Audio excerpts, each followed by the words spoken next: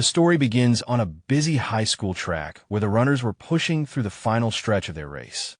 While others struggled to catch their breath, Xu Jing crossed the finish line and stopped firmly. The coach checked the stopwatch and called out the result. Xu Jing 2 minutes 36 seconds 79. It was an impressive time, and the reaction from the sidelines was immediate. A group of girls watching began cheering and waving at him, calling out his name. Ignoring the noise, Xu Jing grabbed a water bottle to cool down. He tilted his head back and let the water wash over his face and neck. A timid female student stepped forward and held out a packet of tissues with shaky hands. She asked him to wipe his sweat. Xu Jing blinked, a bit confused, but accepted it politely and thanked her. She hurried back to her friends, overwhelmed with excitement. As Xu Jing wiped his sweat, he quietly gave a command. A faint yellow interface appeared in front of him, unseen by others. It displayed running experience plus 20, running LV3, 258 800. He noticed the points increased a bit more than usual. Then another notification popped up with plus 45. His expression went flat. He glanced at the crowd of girls still calling his name and muttered that this skill leveled up too fast. A sharp whistle cut through the air. His instincts reacted immediately. A tennis ball was flying toward him at high speed. Xu Jing didn't move in panic. He simply watched its path and caught it with a single motion. The impact sent dust around his hand, but he held the ball firmly. Smoke rose slightly from it, showing how strong the throw had been. He looked at it in confusion while the thrower stood in the distance with a sharp grin. Lu Xing's close friend ran up to him in a panic, asking who the thrower was.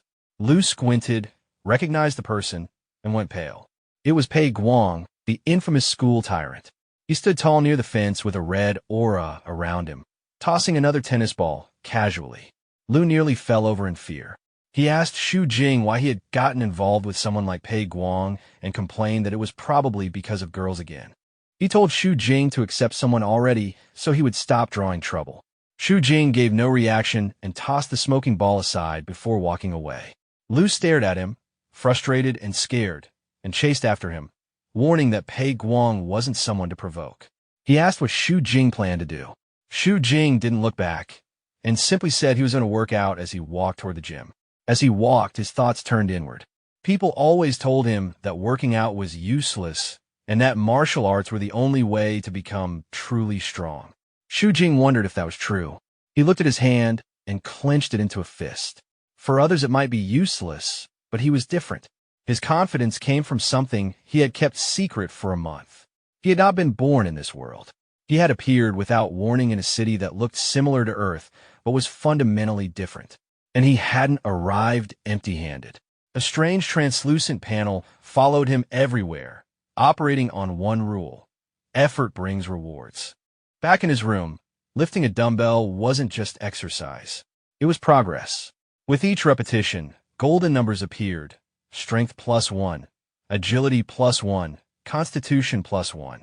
If he practiced a specific action enough, the system would upgrade it. Throwing darts wasn't just a hobby. After enough practice, his eyes would gain a precise blue focus, and the system would activate aiming LV1. Hard work is never wasted, he reminded himself. But the growth came with a cost. Standing in his room, his stomach growled loudly. The daily practice consumed a huge amount of energy, and he needed to eat constantly. Hungry, he went to the kitchen. When he opened the refrigerator, he found it completely empty. He sighed, staring at the bare shelves. He removed his shirt and tossed it aside. His body was well-defined and toned, but he reminded himself he wasn't working this hard for appearances. Later that night, Xu Jing walked through the neon-lit streets of his district, the 5th Metropolitan Circle. The city was structured like a target, with the outer areas poor and the inner areas prosperous. As he moved through the crowded streets, he felt the pressure of his situation. Half a year remained before graduation.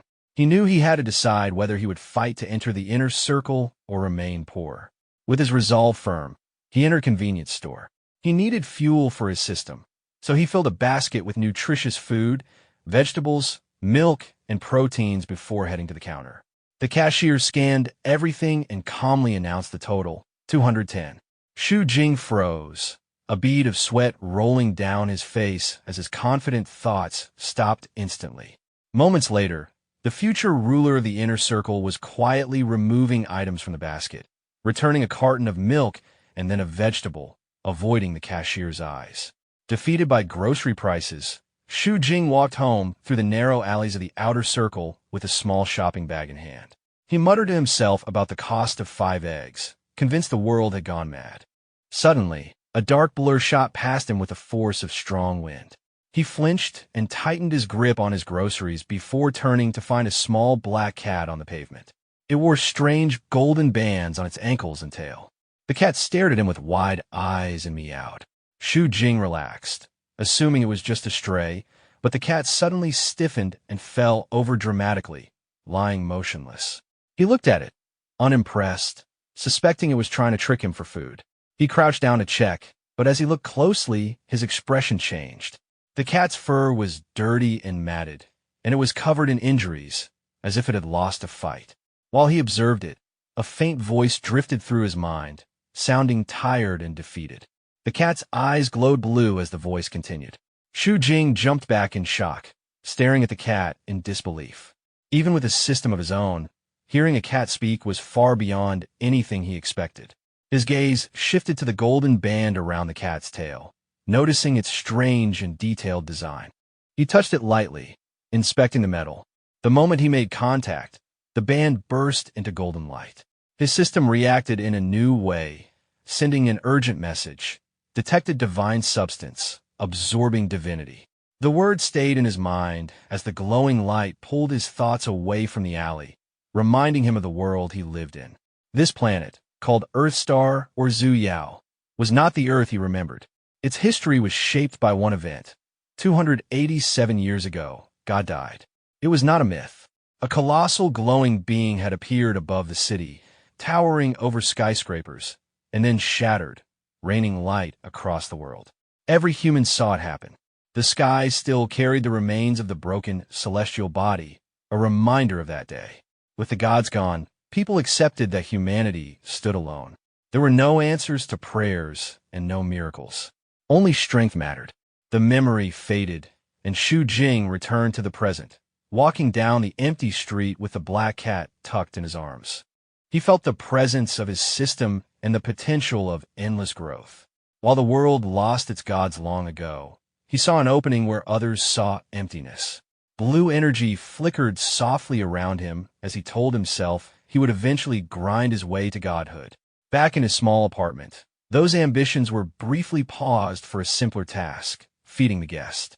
Shu Jing placed a bowl of dry kibble on the floor. The cat looked at it, then turned away with clear disapproval. Shu Jing's eyebrow twitched as he reminded the creature it was supposed to be a stray, but the same tired voice echoed in his mind, and he realized something. This might not be an ordinary cat. If it had intelligence and standards, then dry kibble wouldn't work. Shu Jing stood up and headed to the kitchen while the cat watched him. Inside, he cooked with efficiency and determination. His knife moved quickly as he chopped scallions. Flames rose as he tossed ingredients into the wok, and every movement was practiced. For him, cooking was just another chance to level up. Soon, the apartment filled with the aroma of a freshly cooked meal. Shu Jing held out the steaming bowl of green pepper and shredded pork rice. The change in the cat was immediate, its earlier arrogance disappearing at the smell. Its eyes brightened slightly as it let out a small sound and began eating quickly. Shed Jing watched from the side with a quiet sense of satisfaction. He realized his guess was correct. Watching the creature eat normal food, he confirmed his thought that it wasn't a real cat at all, but a human who had turned into one. His gaze shifted to the golden band around its tail, thinking that it was probably the cause.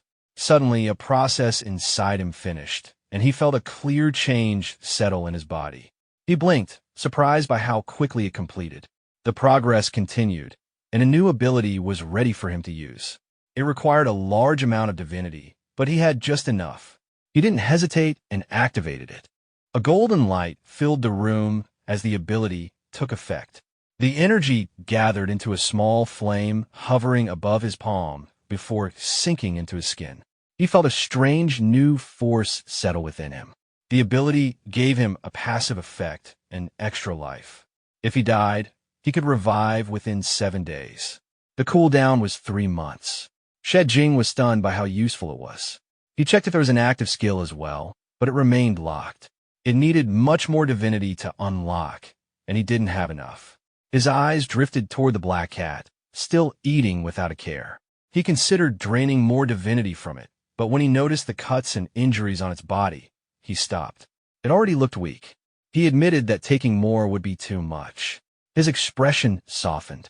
Instead of pulling on its tail, he gently patted the cat's head and decided to think of another approach. The cat finished its meal and let out a small burp. Shed Jing still couldn't ignore the golden band on its tail. It was clearly connected to divinity, and he needed to understand it. He stood up and grabbed his jacket. He planned to go out and look for clues about divinity and also see what the creature did while he was gone.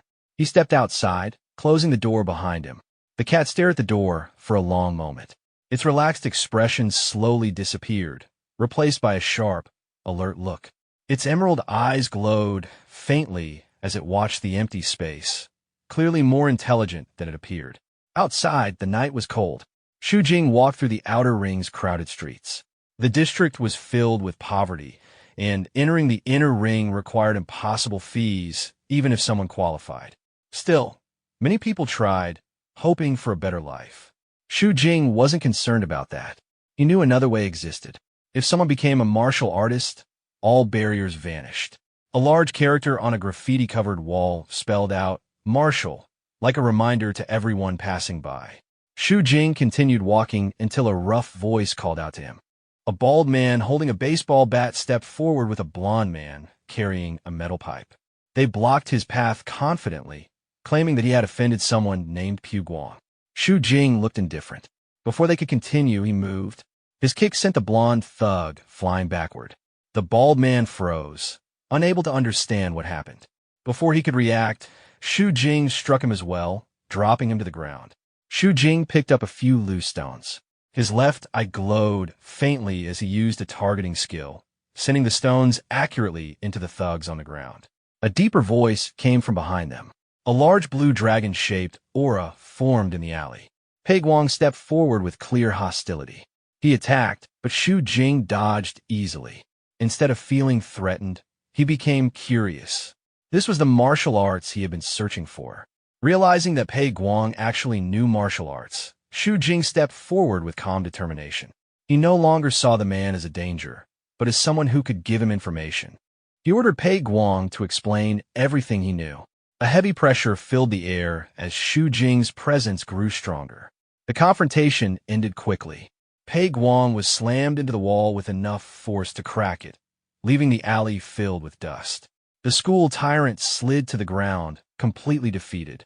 He leaned against the scattered debris, holding his bruised chest, his face drained of color. His earlier confidence was gone, replaced with panic as he pleaded desperately. Shu Jing stood in front of him, hands in his pockets, looking down with calm indifference. He found the fight unimpressive. He had expected more, but the opponent only had one predictable move. The brief exchange had been simple. Pian's attack looked strong, but followed an obvious pattern. Shu Jing dodged easily and countered with one accurate strike. As the dust settled, a golden notification appeared at the side of his vision, confirming that the conditions had been met and the fighting skill had activated. Shu Jing felt a shift in his fists.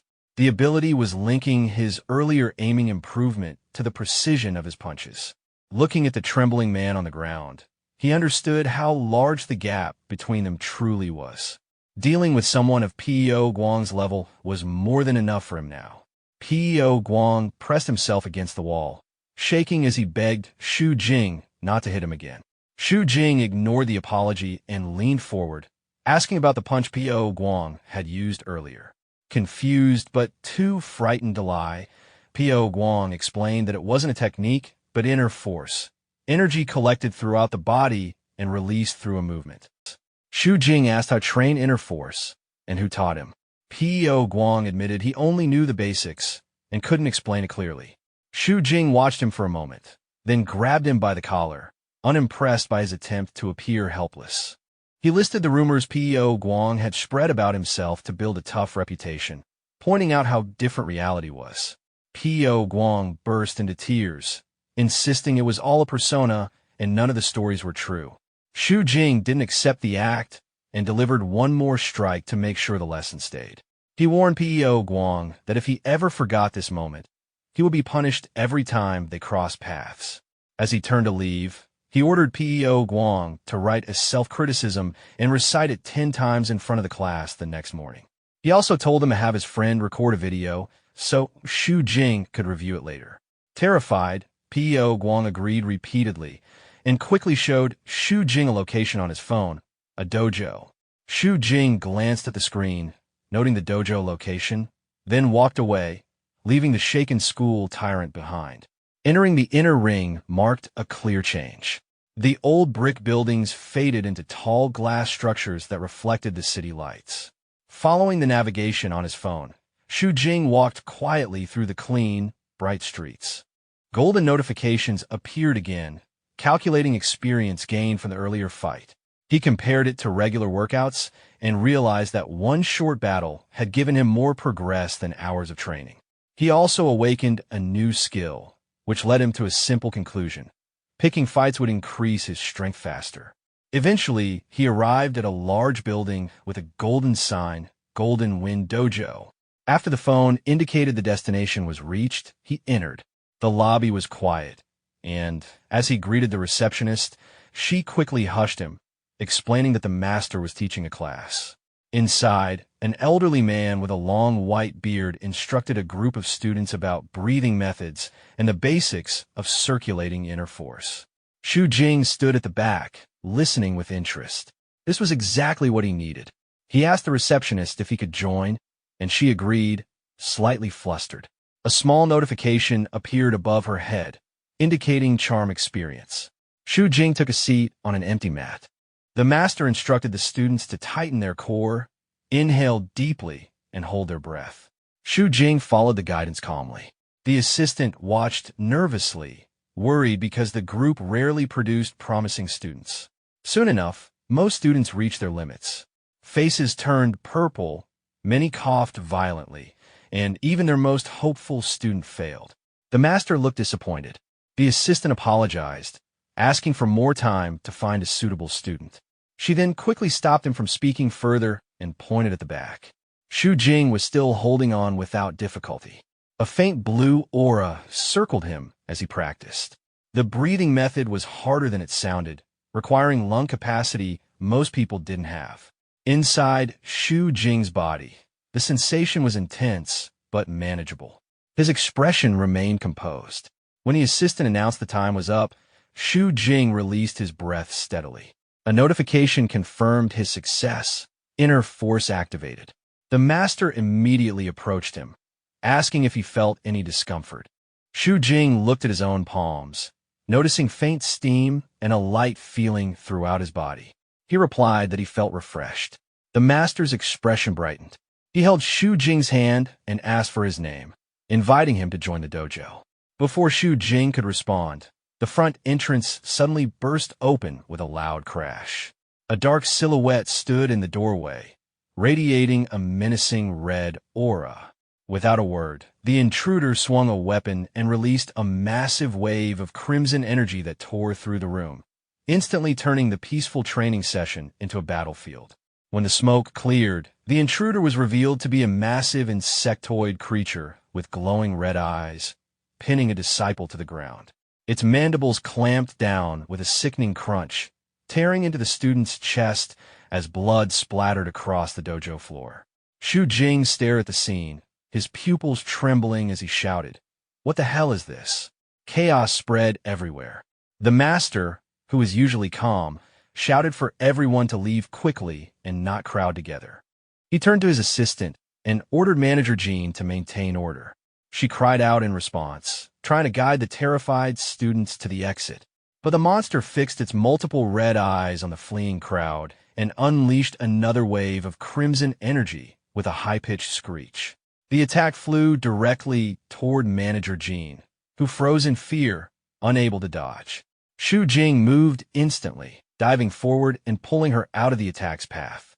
They crashed to the floor as the energy carved a gash into the wall behind them. Shu Jing hovered over her, breathing hard but focused. Manager Jean looked up, her face flushing red as she whispered, "Student, thank you," while her thoughts spiraled out of control. A golden notification appeared beside her head. Sham Prusva. Shu Jing ignored it entirely, his attention locked onto the raging monster. His mind flicked back to He Yong's explanation in the alley. Inner force is gathering energy from all parts of the body and then expelling it externally through a move. Shu Jing analyzed the red aura surrounding the beast dummy. Inner force versus inner force. Now is the perfect opportunity to experiment. The creature lunged at him with a screech, but he met it head-on. His fist, glowing with golden light, slammed into the monster's steel-hard exoskeleton. The impact felt like hitting a wall. He wondered if the thing was like a cockroach, able to withstand hundreds of times its own weight. He realized blunt force might not work. If that is really the case, he focused his strength into a single point. Golden energy inside his arm gathered into a concentrated needle. The shell shattered under the strike. Crack! Green blood sprayed as the creature was blasted backward. Skill activated. Inch force 80-20. Dust settled around him as he casually dusted off his jacket, unimpressed. "It's much weaker than it looks," he muttered. Manager Jean watched with starry eyes, completely forgetting the danger. "So cool," she sighed. The old master watched with fear and awe, realizing the boy had just mastered chi force and released a dangerous amount of it, something a normal body shouldn't handle. The creature rose again, its broken shell creaking as red energy flared around it. Shu Jing asked if it still wanted to continue. He took a stance, calm and cold, raising his fist as golden lines spread across his skin. "The result will be the same no matter how many times you try." Chi meridians gathered, ready to end it. But before he could strike, a fountain of blood burst into the air. Shu Jing froze, confused. A streak of crimson light tore through the room, followed by a brilliant slash of blue energy. It cleanly sliced the monster apart before it could react. Shu Jing blinked at the severed chunks, briefly thinking he might have overdone it, before realizing that the blue energy wasn't his. A silver-haired woman stood amidst the debris, wearing a sleek tactical bodysuit. "Void Blade taking over this area," she announced. "Unrelated personnel, please evacuate immediately." Shu Jing analyzed her, recognizing the White Raven Squad. To defeat the creature in one strike was impressive. She looked at him, trying to stay professional, though she was surprised by the damage he had caused with his bare hands. A faint blush crossed her face. She immediately decided she needed to recruit him. She stepped forward and handed him a note. "Sunday afternoon at 5 o'clock. Come to the address on the note. I will tell you what you want to know." Shu Jing unfolded it. Ching Ching Library 7F. A library, he thought. Outside, Manager Zhang rushed around him in excitement, worried and infatuated. She tried to check him for injuries and nearly said she would take him home before correcting herself to a hospital. He stepped back politely, saying he was fine and thanked the dojo staff. She called out for him to return tomorrow while hearts practically floated around her. The old master watched him leave, sighing that such talent couldn't be contained in a small dojo. Walking through the illuminated streets, Shu Jing checked his system notifications. Intense Battle EXP had given him Fitness EXP 29, Health Preservation EXP, Charm plus 50, and Fighting EXP 98. Conditions met. Activated. Inch Force. He studied the new technique, realizing it was simply concentrated chi accelerated in a short distance. He tried gathering chi again, but strain hit instantly, so he released it quickly, remembering the danger of internal injury. He decided to rest and try again tomorrow. The night's events weighed on him. White Raven Squad, Cockroach Man, this world hid many secrets. He touched the note in his pocket, planning to check the address on the weekend. When he reached his apartment, he checked the security feed. The camera showed his black cat sitting upright in his chair, typing on his keyboard. He kicked the door open and confronted the cat. "What were you just messing with on my computer?" The cat only blinked innocently. Meow. A silent standoff followed, until Shu Jing sighed from exhaustion and collapsed onto the bed without changing. The cat crept closer, curious, then caught the metallic smell of blood. Its expression hardened instantly.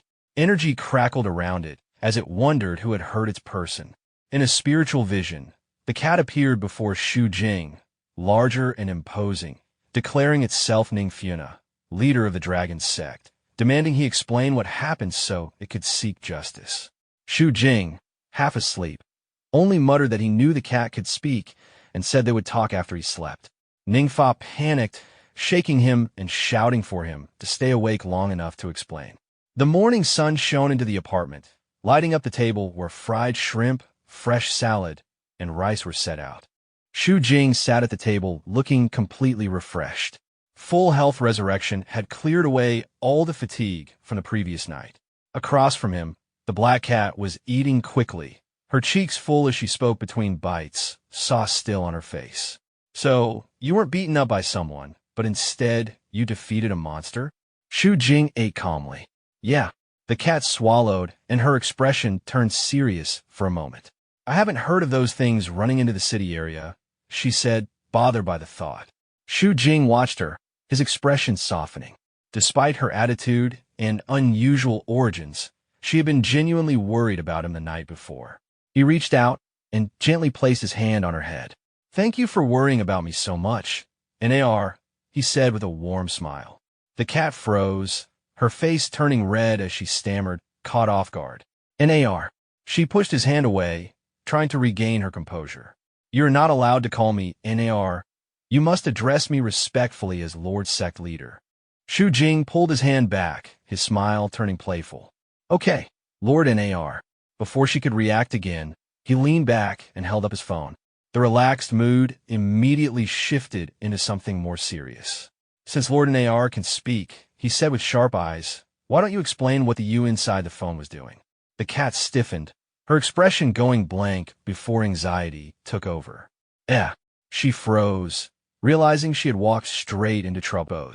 This thing is called a cattail ring, he read aloud, comparing the object in his hand with the information on the screen. It is a type of god relic. He looked down at the cat, who lay stiff on the floor. I was looking up information on it, he said, intrigued. So this thing really is a god relic. Shu Jing recalled history books. 287 years ago, the god had died in the sky, and the golden specks that fell were fragments of divine power, god relics. I had only heard about them before, he thought, staring at the metal band. But now I've finally seen one. No wonder it can absorb divinity. He became absorbed in examining it, and forgot he was still holding the cat. He rubbed the metal while looking closely at her tail. The cat finally burst out. How long are you going to keep pinching? Shu Jing flinched and released her tail. Cough. He cleared his throat and returned to the topic. So, you were looking up instructions on how to use it? Ningfa lay flat on the floor, exhausted, her ears drooping. Not all, she muttered. I want to take it off. Regaining her composure, Ningfa sat up straight and her expression darkened as she explained what had happened. You know it too. The Dragon Siang, she began. Not only do they control entertainment venues, but they also work with martial arts halls for some drug businesses. Her memory went back to the night her life changed.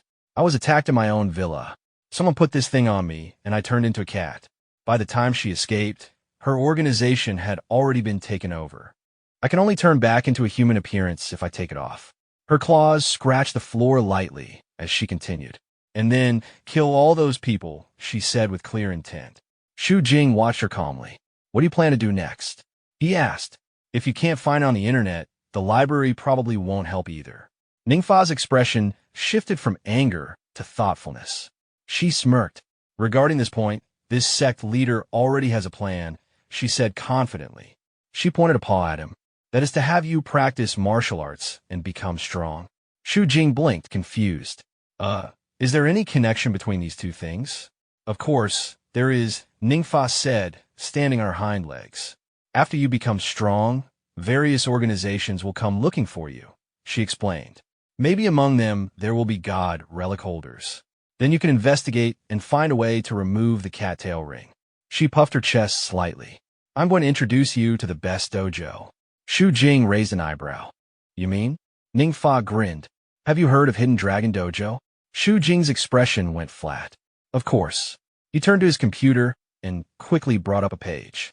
Back when I wanted to practice martial arts, I checked the tuition fees of all the dojos in Ching, he said, and Hidden Dragon Dojo was the most expensive. He scrolled down to a long list of one-star reviews, but I didn't remember it because it was expensive. He read some out loud. What kind of dojo is this? The teaching quality doesn't match the tuition. Refund the money. Every day, they just send a few women to supervise. I suspect this is a scam dojo. Study for a week. My back aches every day. No one gives any method to relieve it. Ningfa scoffed. These people can't even endure hardship. Why bother learning martial arts? She looked up at him seriously. In the circle of true martial artists, no one looks down on Hidden Dragon Dojo. Xu Jing sighed. So how do I get in? By following the rules of the Manhwa, she declared. Dojo storming, of course. Xu, if I smash up the dojo's venue, will they still accept me? He asked. Ningfa stared at him. Look at your unsophisticated appearance, she said. Dojo storming is just an interview. She explained the hierarchy. Dojo disciples are also divided into ranks. A pyramid formed in Xu Jing's mind. Bottom tier, those who pay. Middle tier, those with talent. Top tier, those who prove their strength. Those with talent still have to rely on actual ability, she continued. It's useless if it takes 10 or 8 years to become capable. Xu Jing understood. He didn't have money or years to spare, only his system and his fists. I just have to go there and prove I'm better than everyone else. Ningfa, now acting like an advisor, added one last point.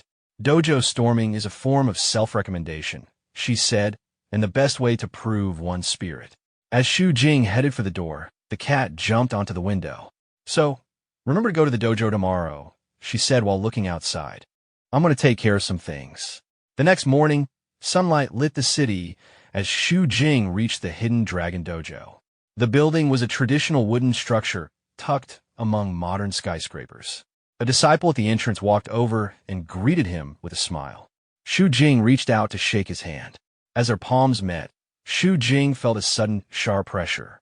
The disciple squeezed hard, veins standing out on his arm, while keeping a polite smile. Xu Jing guessed it was a test and decided to take it seriously. He gathered golden energy in his hand and squeezed back. The disciple cried out and pulled his hand away in pain. Xu Jing laughed and played it off, saying the man liked to spar. The other disciples snickered and the greeter complained about Xu Jing's strength. Xu Jing realized his mistake and let the man go. The commotion drew attention. Someone warned that the master and the direct disciples were approaching. A group moved in, radiating a stronger presence than the gatekeepers. Leading them were direct disciples who looked like experienced fighters. Li, a large muscular man. Zhu Shanning, a fierce woman in a qipao. Mingqing Xiao, a sharp-eyed girl with glasses.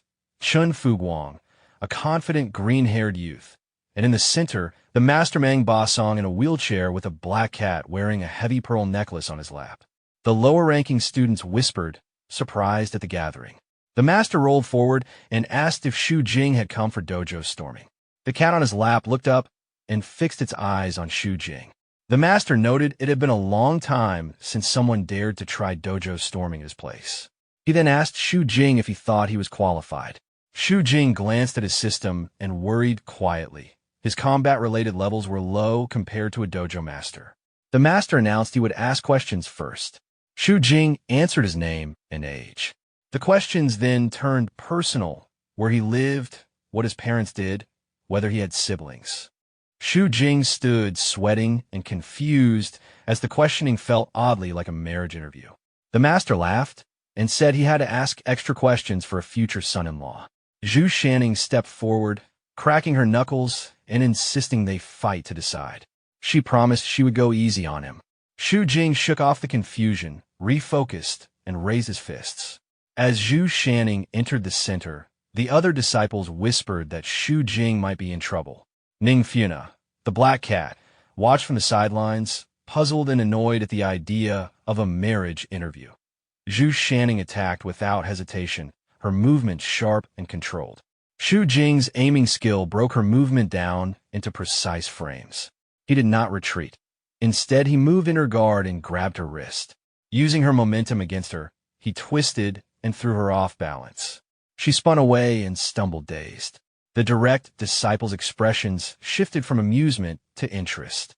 Li commented that Xu Jing's dynamic vision and grappling positioning were accurate, noting the brief exchange with a critical eye.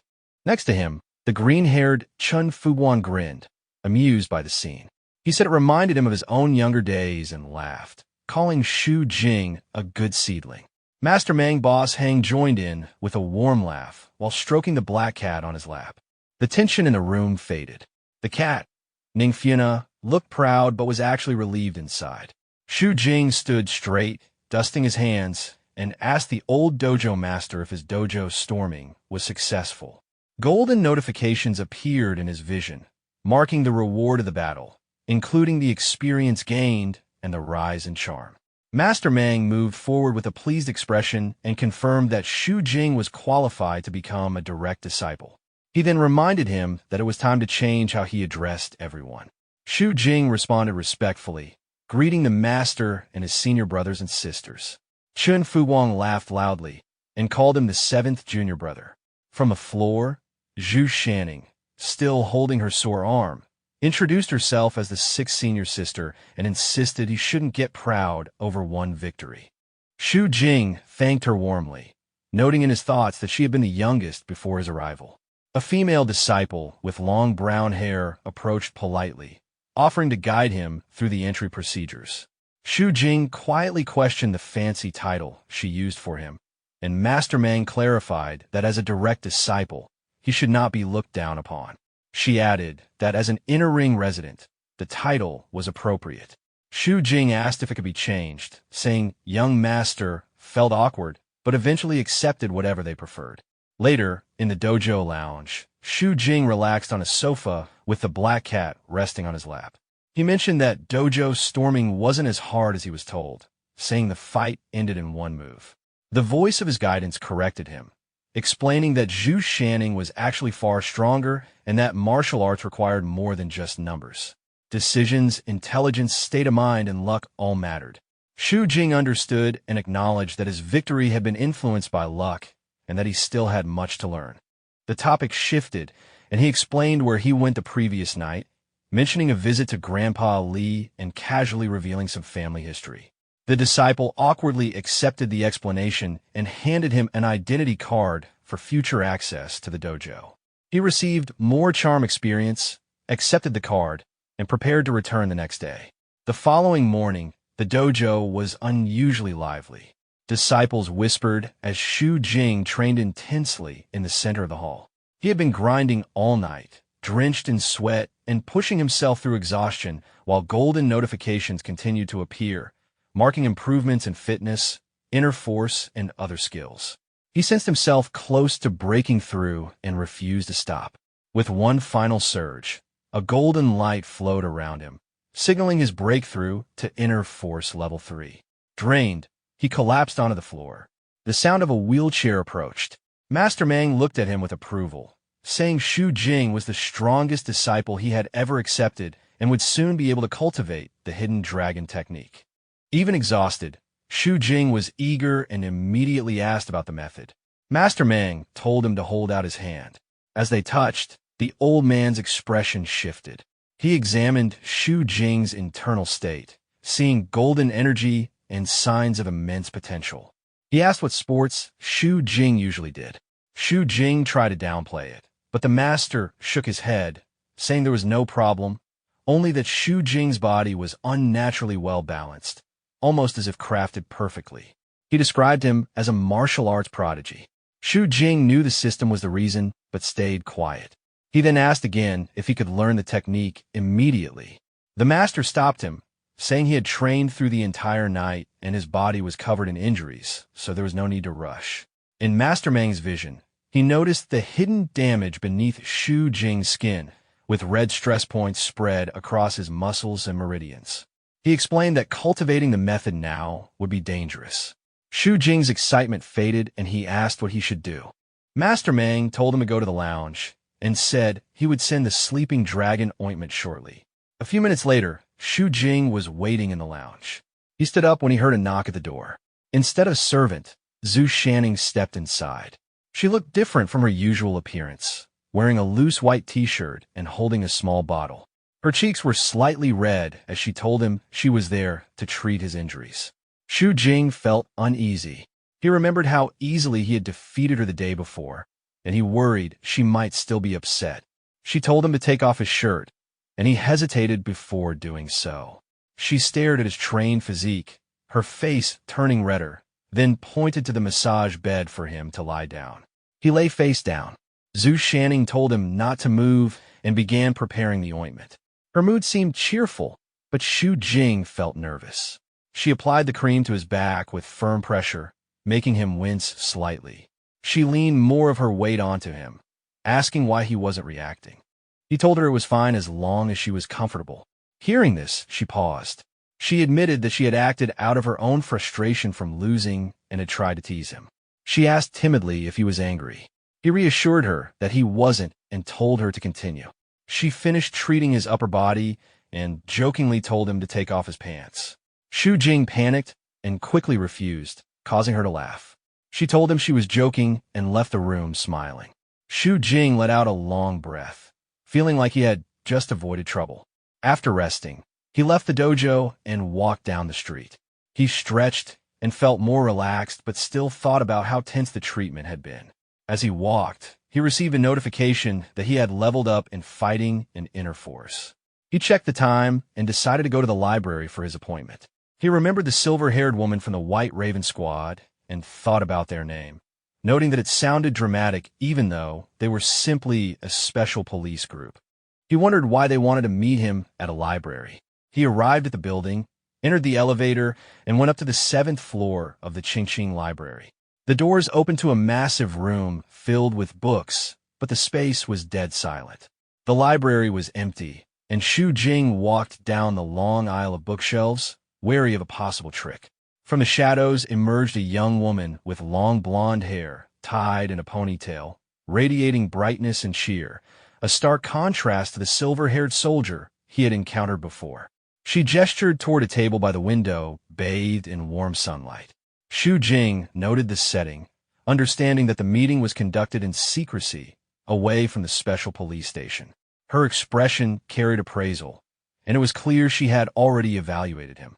He considered the reasoning behind her interest and remained guarded, questioning the basis for her attention.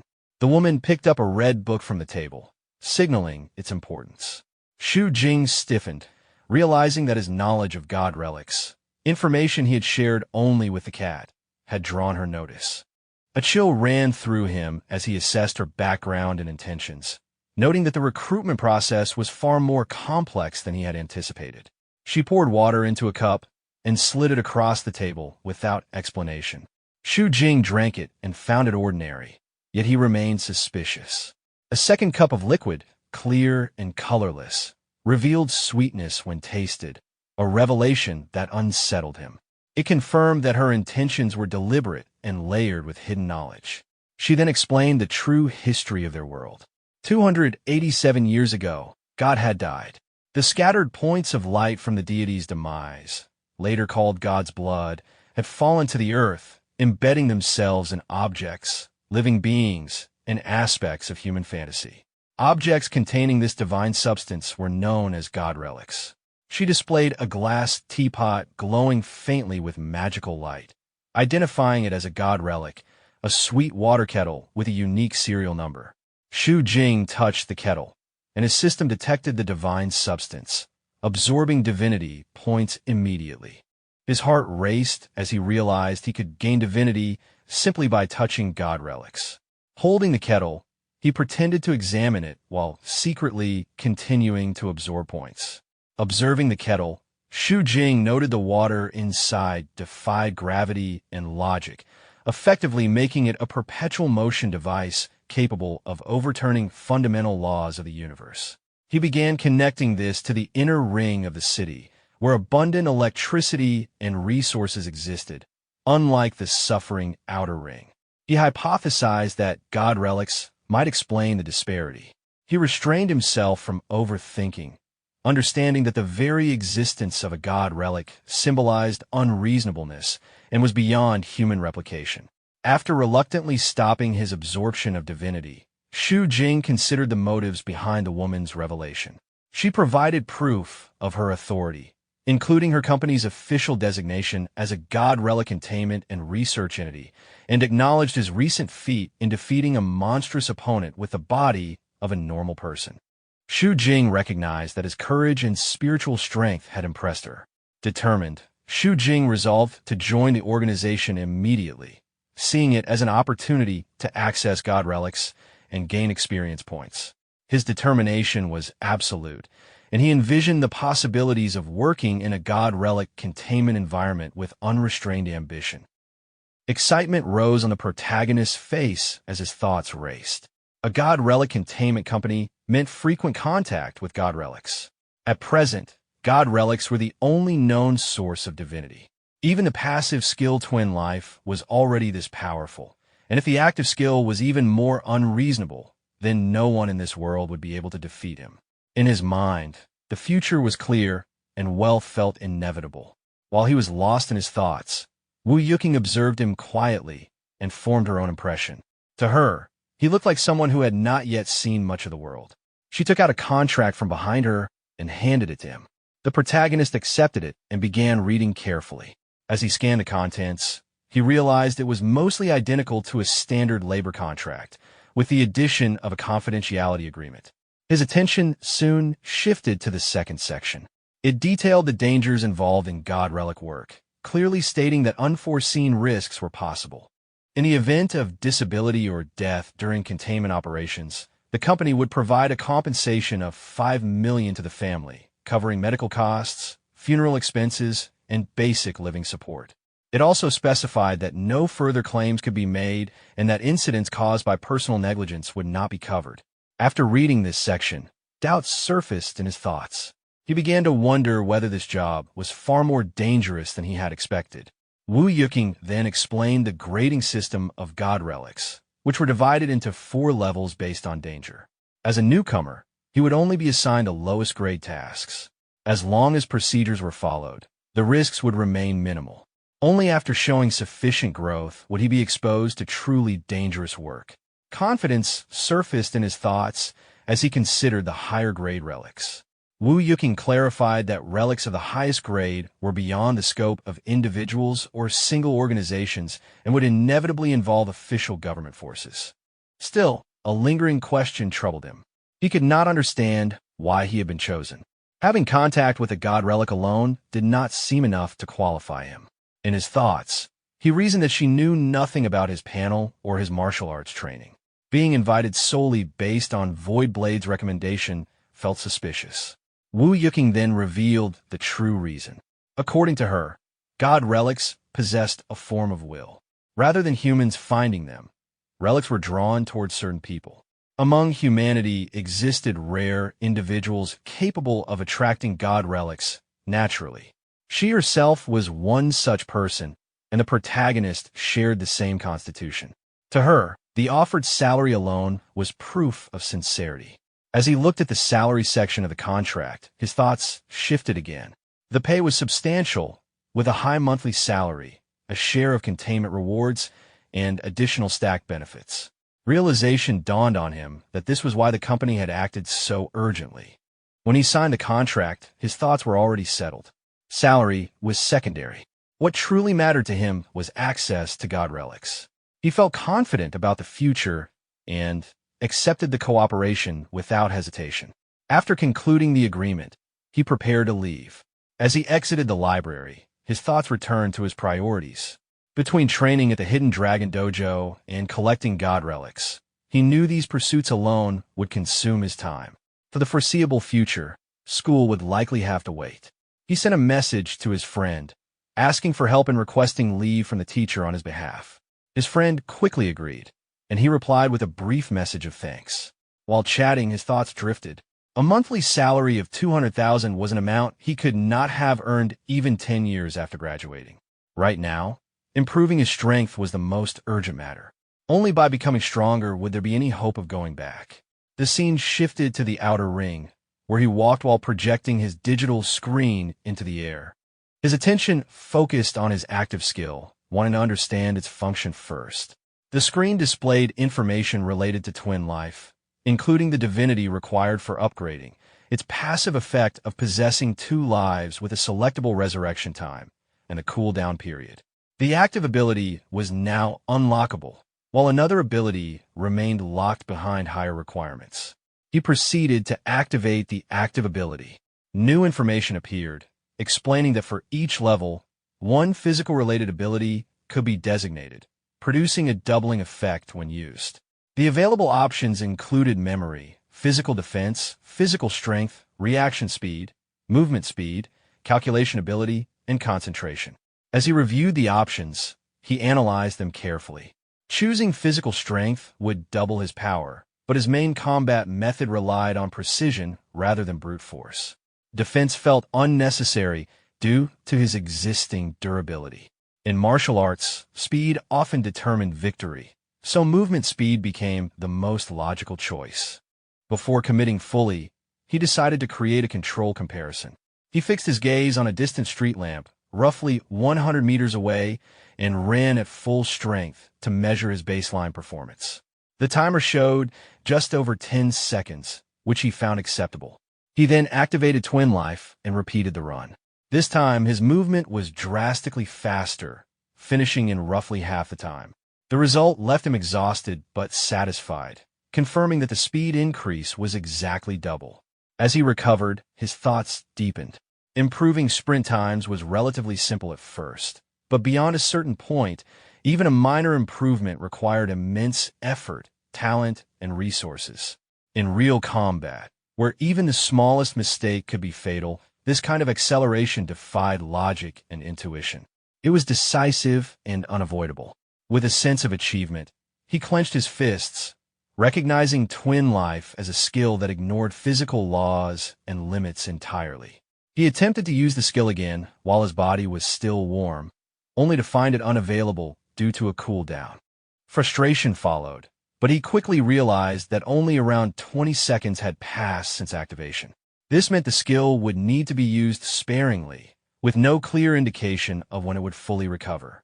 Exhaustion finally set in, and he decided to head home. As he walked toward his apartment, soreness spread through his body from an entire day of exertion. His plan was simple: bathe, sleep, and return to training the next day. He ended up falling asleep in the building hallway. When he woke, he checked his phone and saw that over 6 hours had passed, leaving him confused about how he had ended up there.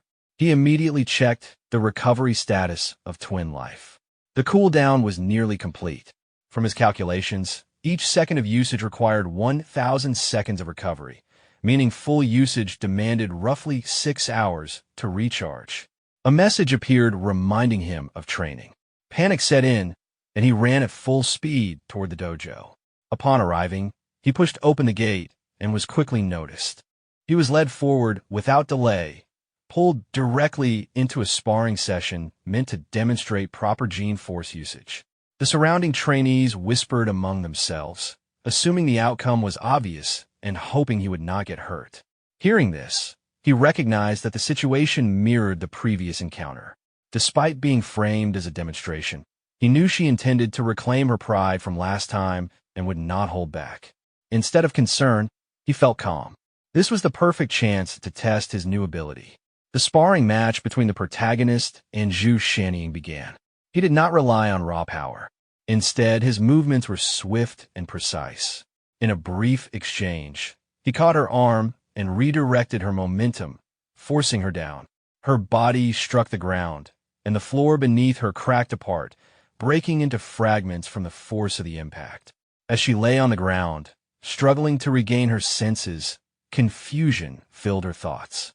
She had used her full strength, yet the result was still defeat. She could not understand why. The protagonist looked at her and responded lightly, treating the outcome as if it were simply a friendly exchange. Soon after, multiple screens appeared in succession, recording the experience gained from the fight across various areas, including combat, fitness, health preservation, aiming, and sports. Among them, one of his skills advanced to the next level. While reviewing the information, he began to reflect. The result no longer counted as defeating a stronger opponent while being weaker. This led him to suspect that once Twin Life speed was activated, the panel no longer judged him as inferior to Zhu Shannying. Despite her superior combat experience and caution, she had still failed to react in time. This confirmed to him just how powerful Twin Life truly was. Clenching his fist, he felt satisfied. His future training focus became clear. He needed to learn how to fully utilize the advantage created by overwhelming speed. From a distance, Chen noticed him and called out, inviting him to train together. The protagonist agreed and followed along. After some time passed, Chen observed him closely and realized something was wrong. What he had previously assumed to be exaggeration turned out to be real. The protagonist was already close to cultivating Dragon Chi, something that should not have been possible in such a short time. Chen explained the concept behind it. In the martial arts world, there existed a legendary physical state known as the treasure body. It referred to refining the human body into something comparable to a treasure. This state was said to involve 5 types of perfection: muscles like dragons and elephants, tendons like iron tree roots, flawless glazed glass skin, molten gold blood, and indestructible jade bones. Each stage represented an extreme transformation of the body. However, this realm was generally considered a myth, as no one had ever truly achieved it. The protagonist listened calmly. In his thoughts, he did not see it as impossible. Just because others could not achieve it did not mean it was beyond his reach. Chun joked internally that perhaps even becoming a martial arts myth was not entirely impossible. He then showed something on his screen and guided the protagonist forward, preparing to introduce him to someone important. He indicated that this person was the most powerful eldest senior brother of the Hidden Dragon Dojo, Manhwa. Before the introduction could properly continue, someone suddenly entered the dojo by crashing through a window. Glass shattered as the figure landed inside. The protagonist and Chun both watched the scene with shock and unease. Chun immediately recognized the person and reacted with visible tension. He led the protagonist closer and indicated that the man who had just entered was the dojo's most formidable senior disciple, Manhwa. As the protagonist observed him, his thoughts became cautious. The man clearly had unusual traits. He appeared quiet, physically overwhelming, disliked trouble, possessed extreme strength, was overly protective, and behaved in an unorthodox manner. Chun further indicated that this senior brother had a habit of avoiding normal entrances and preferred entering through windows instead. The protagonist glanced toward the broken window and began calculating internally. Jumping from the highest floor would require terrifying physical strength, far beyond ordinary standards. After a brief exchange between Chun and Manhwa, Chun seemed to understand the situation. He then informed the protagonist that he needed to leave to handle some matters. Before leaving, Chun emphasized a key principle of the hibernating dragon technique. Its core lay in force delivery and shaping. The protagonist repeated the concept in his mind, slowly grasping its meaning. He realized that he had been overly focused on increasing the quantity of chi while neglecting how it was shaped and controlled. A new idea formed as he considered combining this concept with his aiming ability. 3 hours later, the protagonist sat in meditation, breathing steadily and focusing his mind. He gathered his power into his index finger and released it toward the wall. The impact created a large hole, far exceeding anything he had achieved before. As he examined the result, he acknowledged that this was far more effective than simple projectile techniques. At that moment, the dojo master arrived alongside Zhu Shannying, applauding his progress. The master appeared pleased, recognizing that in addition to his exceptional physical talent, the protagonist also possessed remarkable aptitude in sports-related cultivation. The master then handed him a pearl-like object. Without hesitation, the protagonist consumed it. Immediately afterward, the master's expression turned serious, demanding his full attention. The protagonist's consciousness began to fade. Confusion filled his thoughts as his surroundings blurred. He questioned where he was and what had just been done to him. As he lost consciousness, he perceived a massive dragon formed entirely of energy. The dragon surged forward and entered his body. A glowing, dragon scale-like pattern appeared on his arm. As he faintly registered the change, Confusion lingered in his thoughts as he stared at his transformed hand. The protagonist held his head tightly with both hands as discomfort surged through his body. Pain throbbed behind his temples while the chi inside him felt chaotic, rushing wildly in every direction. He suspected that this instability was the effect of the pill he had just consumed. As his consciousness stabilized, he focused inward. He slowed his breathing, deliberately calming the restless chi. Using the hibernating dragon technique, he entered a controlled state of breath retention. The sensation that followed felt profound and unfamiliar. All distracting thoughts faded away, leaving only clarity. In that moment, he realized that complete focus on cultivation alone was enough. His consciousness was soon pulled back into the dreamlike dimension.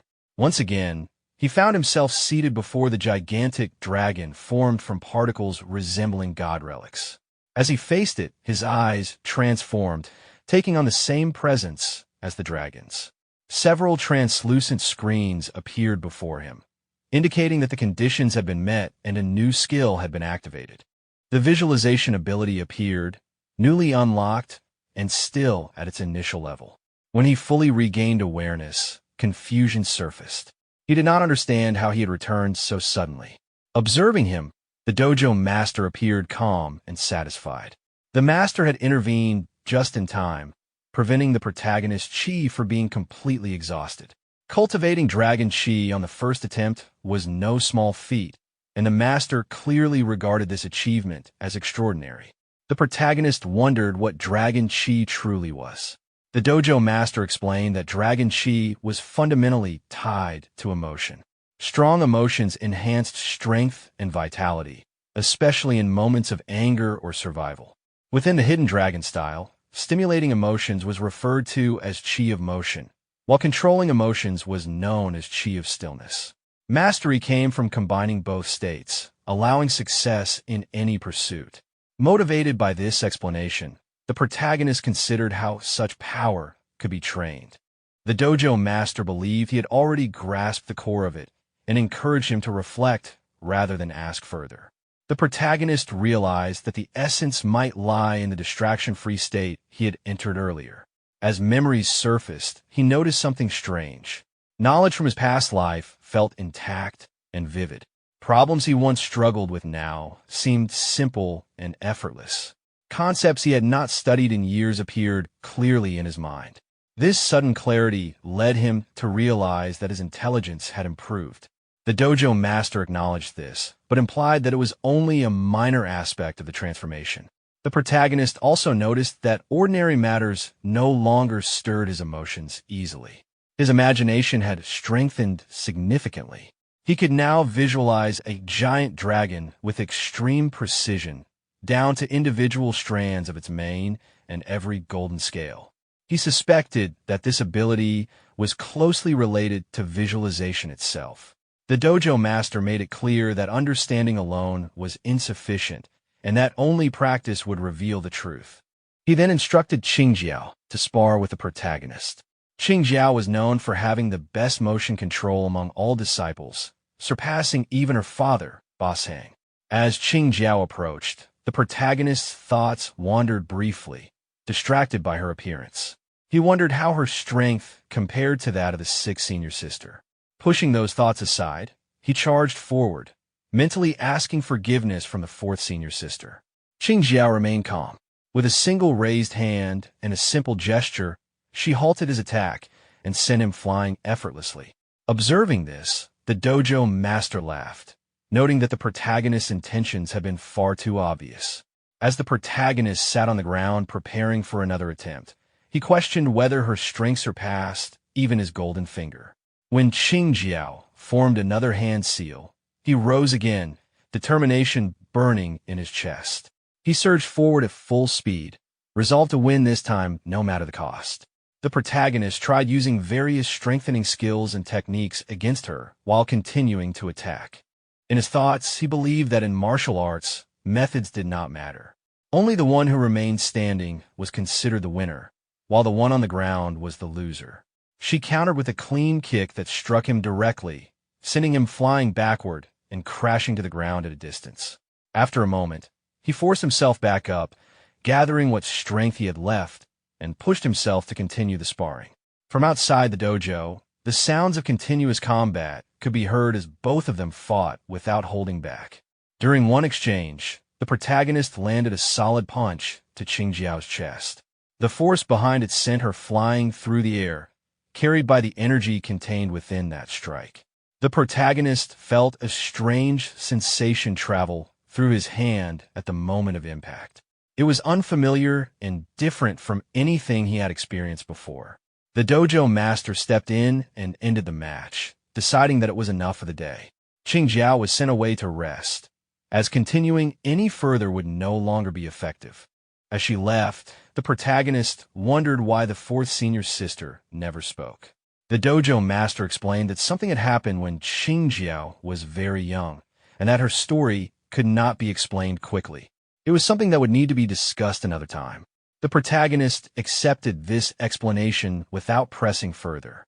The dojo master then observed him closely and asked about the results of the day's training. Sweat streamed down the protagonist's face as he reflected on how he felt. His body was completely exhausted, more tired than he had ever been in his life. At the same time, he felt an unfamiliar sense of happiness and fulfillment. On his way home, the protagonist thought about the sparring session. The fourth senior sister was extremely fierce. After sparring with her for more than 4 hours, his experience had increased significantly. He realized that continuing to train alongside her would be extremely beneficial. When he reached his apartment, he opened the door and called out to his cat, bringing fried chicken with him. When there was no response, unease settled in. He searched around the apartment, growing increasingly worried as time passed. It was already late, and the cat was nowhere to be seen. As he approached the bathroom, he noticed that the light inside was turned on. Seeing this, a thought crossed his mind. Someone appeared to be inside the bathroom. Standing near the bathroom door, the protagonist noticed a single pair of shoes placed neatly beside it. He reasoned that Warner had not brought any guests home. With only one pair present, it meant she was likely inside. A sense of unease followed. His thoughts turned cautious as he recalled that Warner had mentioned having enemies before. The possibility that something had gone wrong crossed his mind. He hurried forward and pushed the bathroom door open. Inside, he saw Warner bathing calmly. The tension in his mind immediately eased, and he realized there had been no danger at all. He sat down beside the bathtub and gently held her paw, reminding himself that the fried chicken he brought back would get cold if they wasted time. At the mention of food, Warner's attention shifted, her thoughts clearly drawn toward hunger. The protagonist joined her by the bathtub and began helping her bathe, carefully scrubbing her head with soap. As this continued, Warner drifted into a light daydream, relaxed by the familiar care. At that moment, Warner turned toward him and placed a paw against his chest. The relic attached to her tail suddenly began to glow. The light grew intense, forcing the protagonist to close his eyes as tears formed from the brightness. When the light faded, something had clearly changed. Warner was no longer in her original form. She had transformed into a human figure that still retained certain feline traits. The protagonist froze in shock, struggling to process what he was seeing. Warner herself noticed the change at the same time. Seeing her own hands and unfamiliar body caused immediate confusion and embarrassment. She instinctively tried to cover herself and blocked the protagonist's view with her tail. The protagonist remained still and calm, reassuring himself that he had not seen anything inappropriate. His focus was on de-escalating the situation rather than reacting. As Warner became aware of her position, her embarrassment deepened. She shut her eyes tightly, overwhelmed by the sudden transformation and proximity. The protagonist noticed her reaction and questioned internally what was wrong. Warner, flustered and upset, denied that anything was happening, though her thoughts betrayed her confusion and frustration. She realized that the transformation had likely been triggered unintentionally. The emotions she had felt earlier, combined with the situation and the relic's response, had caused this outcome. The condition itself felt messy and unreasonable to her, especially with the remaining animal traits still present. She warned herself not to let misunderstandings form. This situation was clearly an accident, nothing more. As she attempted to move away, Another unexpected sensation made her react sharply, further escalating her embarrassment and anger. The protagonist, maintaining restraint despite his own discomfort, understood that the situation was beyond simple control. He realized that if she did not move away soon, things could worsen unintentionally. Wanner finally decided to leave the bathtub. She instructed herself to move carefully and insisted that the protagonist keep his eyes closed. As she stepped out, her foot slipped on the soap. Losing balance, she fell directly onto the protagonist's lap. The sudden impact left both of them frozen. The protagonist stiffened, sweat forming as he struggled to remain composed. Wanner, completely flustered, realized what had happened and panicked internally, insisting that it had not been intentional. The protagonist felt a wave of embarrassment, his face heating up as he struggled to remain still. The situation was becoming increasingly difficult to manage, especially with Wanner still so close. Wanner reacted with visible discomfort.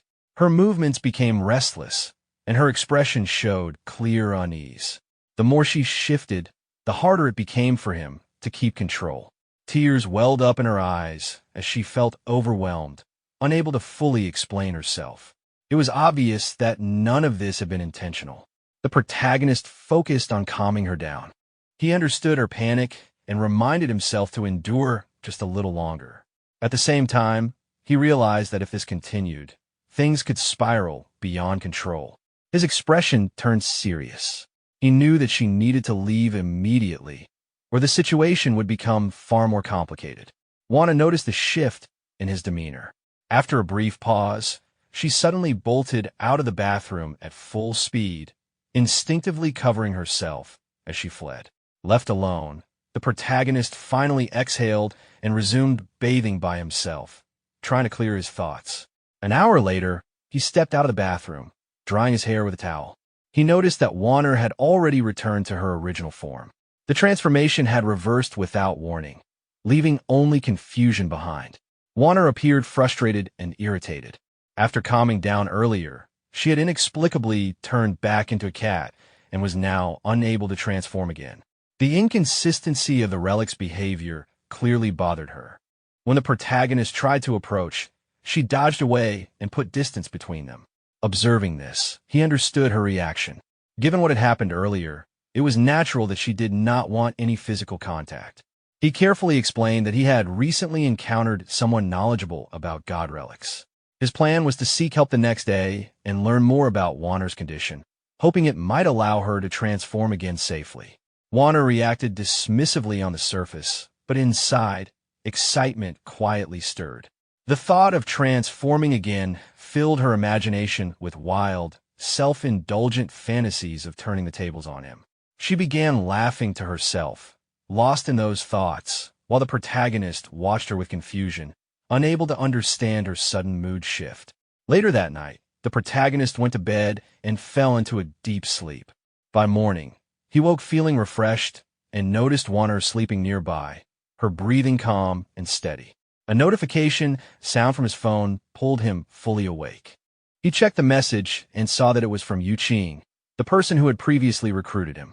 The message was short and urgent. Reading it, excitement stirred within him. At last, new work had arrived.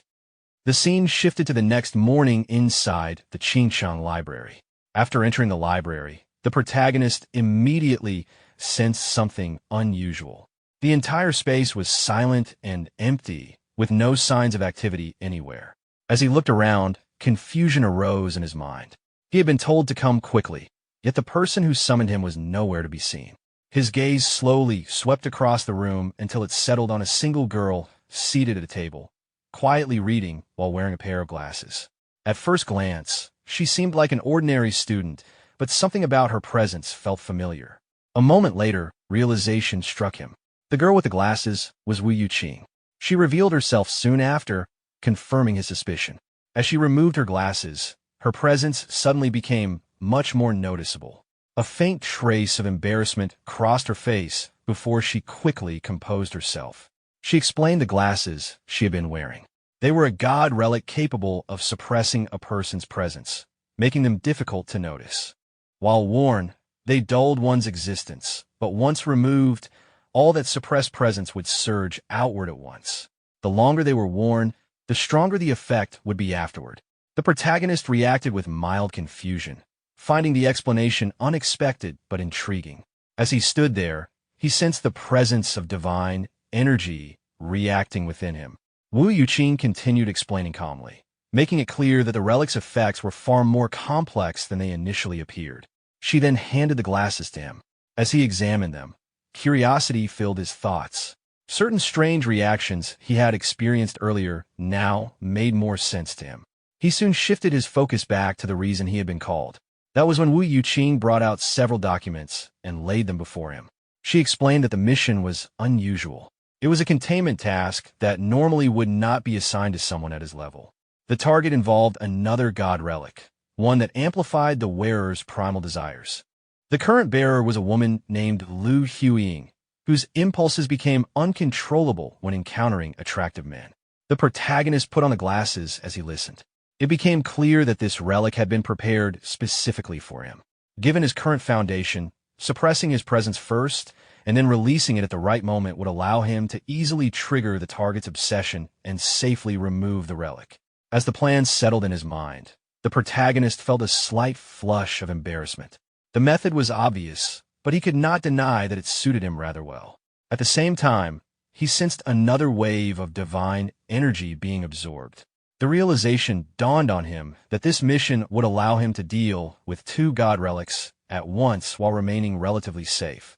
He glanced at the glasses again, feeling that they fit him perfectly.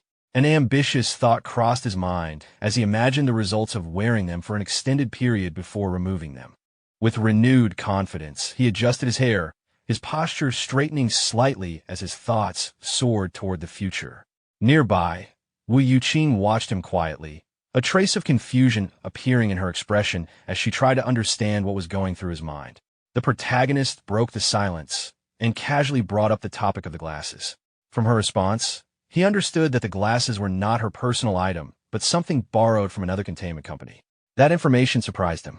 Until now, he had assumed their organization was the only one of its kind in the country, especially given how secretive and high-level it appeared. She clarified the misunderstanding. God relic containment companies were indeed special, but in essence, their work was no different from cleaning dangerous threats that appeared unpredictably. Relics existed everywhere, and no single organization could possibly manage them all. Because of that, multiple companies operated under the same system. The explanation continued in a calm and realistic manner.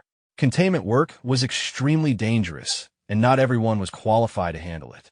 These jobs were outsourced by the state, and while some companies followed strict rules, others were driven purely by profit. If he ever encountered personnel from other companies, caution would be necessary. The protagonist acknowledged this internally, letting out a quiet sigh as the weight of the responsibility settled in. After a brief pause, he removed the glasses, intending to personally test their effect. As he stood there, the change was immediate. His suppressed presence surged outward naturally, without effort. Wu Yuqing's reaction made the result obvious. Her heartbeat quickened, and a faint blush appeared on her face as she instinctively looked away. The protagonist quickly understood that the glasses worked exactly as described. Satisfied with the confirmation, the scene shifted. The setting moved to city traffic later that day. Inside a bus, the protagonist sat quietly while reviewing the documents Wu Yuqing had given him. As the vehicle moved through the streets, he focused on the information in front of him. Lu Huiying's profile was detailed and direct. She was active almost exclusively in the Southern District, frequenting bars, discos, host clubs, and KTVs. The locations alone painted a clear picture of her lifestyle and influence. As he read further, the situation became clearer. Using the physical enhancement provided by the villainess's crown of glory, she had established her own territory and formed a small gang known as the Rose Gang. With her strength continuously increasing, she preyed on local men, draining them both physically and mentally. The crown itself continuously amplified her desires. The stronger those desires became, the greater the boost to her physical abilities. Left unchecked, the effect would only continue to stack endlessly. The solution, however, was straightforward. Removing the crown would return her to a normal state. The challenge lay in creating the right opportunity to do so. As the bus slowed and reached its destination in the Southern District, the protagonist folded the documents and stood up. Stepping off the bus, he felt another subtle surge of divine energy within him, signaling that his involvement with God relics was only deepening as he moved forward. The scene shifted to the Southern District.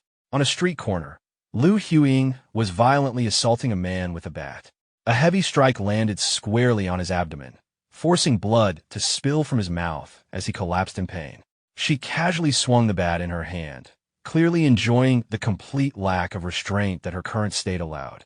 Her expression was twisted with satisfaction. To her, acting freely without consequences felt intoxicating. Anyone who tried to interfere or restrain her would only become another target of her violence. From a distance, the protagonist observed everything in silence. His attention was fixed on the crown resting on her head, and disgust rose in his thoughts. Her behavior felt excessive and absurd, but there was no doubt that she was the target he had been searching for. As Lu Huiying prepared to leave, an elderly man approached her cautiously. His posture was submissive, and fear was evident in his movements. She stopped and questioned him instead, clearly not done with her amusement for the day.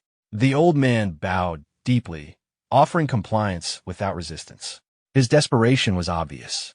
Lu Huiying suddenly closed the distance between them, her expression darkening as her intent became unmistakable. The protagonist, still watching from afar, felt immediate revulsion.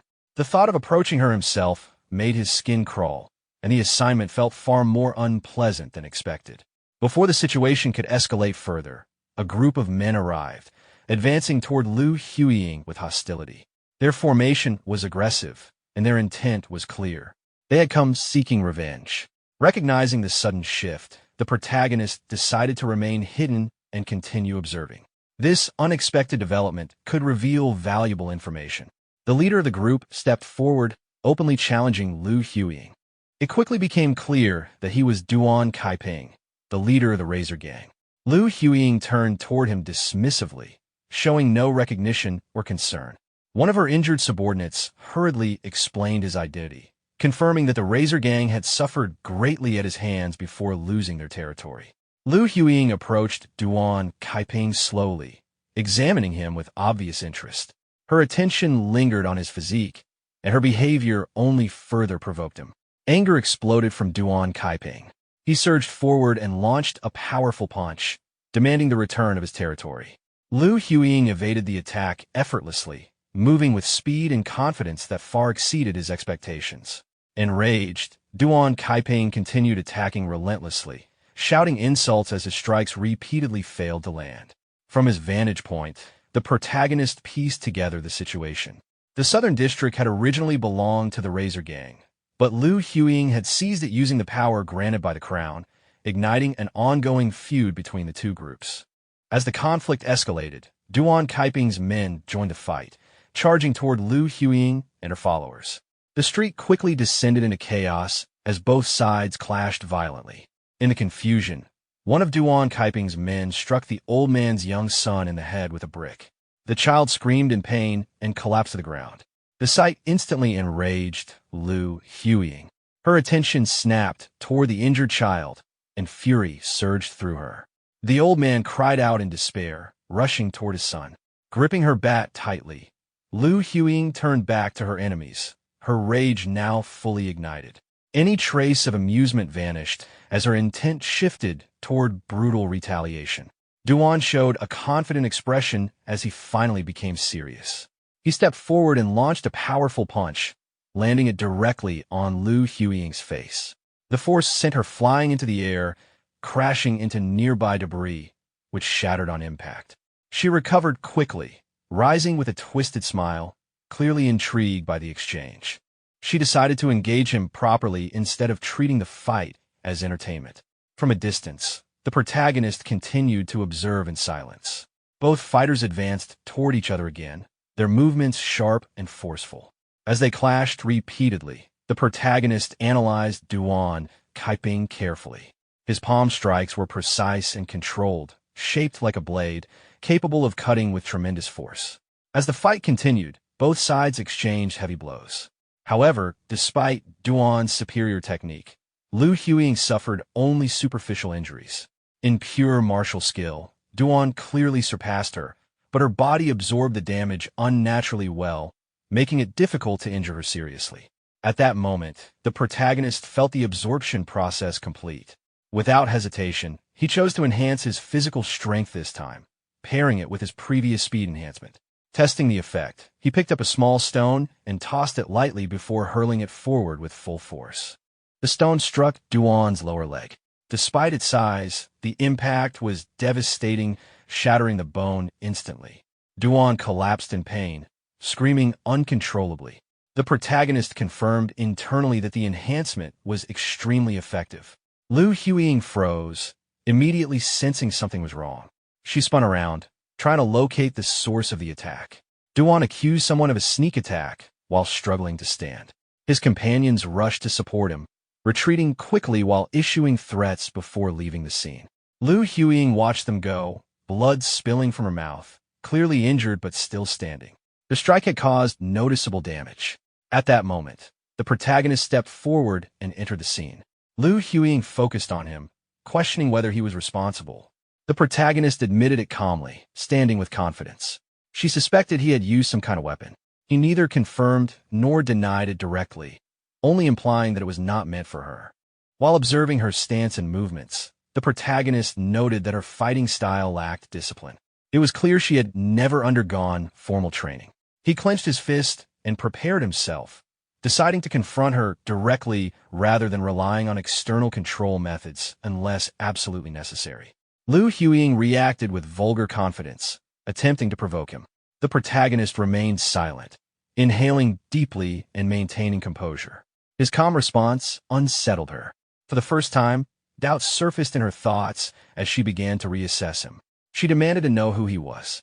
The protagonist relaxed his stance slightly and introduced himself simply, giving her a name to remember. The protagonist activated the twin life ability. In an instant, his body surged forward. Fueled by controlled rage, he charged straight at Liu Huiying. Before she could react, a powerful kick landed squarely on her abdomen, forcing blood out of her mouth. Without giving her time to recover, he followed up immediately with a heavy punch to her face. He continued pressing the attack, delivering multiple consecutive punches, each one landing cleanly and without hesitation. The final strike sent her flying backward. Her body crashed into the wall behind her, shattering it completely. Broken concrete and debris collapsed around her, burying her beneath the fragments. The protagonist shook his hand lightly, feeling the recoil from the impact. Even with reinforcement, her body was unnaturally solid. Nearby gang members froze in disbelief. The scene in front of them felt unreal. The wall itself had collapsed, and the person who had previously dominated the area was now buried beneath rubble.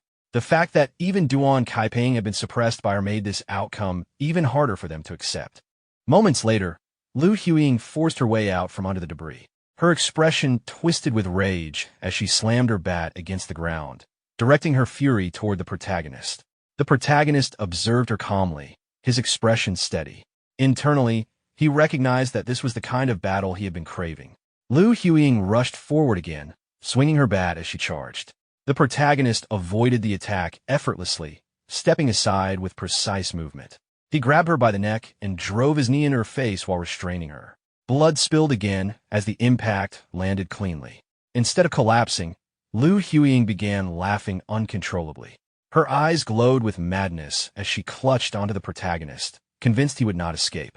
Before she could act further, the protagonist raised his hand, focused his strength, and struck directly at her eye with his index finger. She convulsed violently from the pain, losing all composure. Standing before her, the protagonist reflected on his master's teaching. In real combat, morality did not matter. Victory alone determined who had the right to stand and speak. Weak points existed regardless of gender, and exploiting them was simply part of survival. He did not pause. A powerful kick landed once more on her abdomen, driving the air from her lungs. Immediately after, he clasped his hands together and delivered a decisive strike to her head. Her body collapsed face first onto the ground. The violent force caused the crown on her head to dislodge and roll away. The protagonist picked up the fallen crown, holding it in his hand as the battle finally came to an end. The protagonist took a photo of the crown and sent it to Wu Yuqing, informing her that the containment had been completed.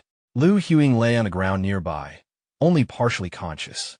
The protagonist glanced at her briefly and thought that she should at least not die from suffocation. As for the consequences of the harm she caused while wearing the villainess's crown of glory, he decided to leave that matter to the residents who had suffered under her during this time. As the divinity absorption continued, the protagonist noticed that the progress seemed faster than before. This change caught his attention. At the same time, a new option appeared at the bottom of his awareness, making him instinctively focus on it. Before he could examine it further, a presence approached.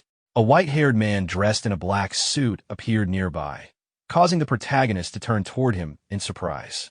The man made it clear that the item in the protagonist's hand was not something he was qualified to hold and demanded that it be handed over. The protagonist immediately realized that the divinity absorption had not yet finished. At such a critical moment, allowing interference was not an option. He rejected the demand outright. The man's hostility rose instantly.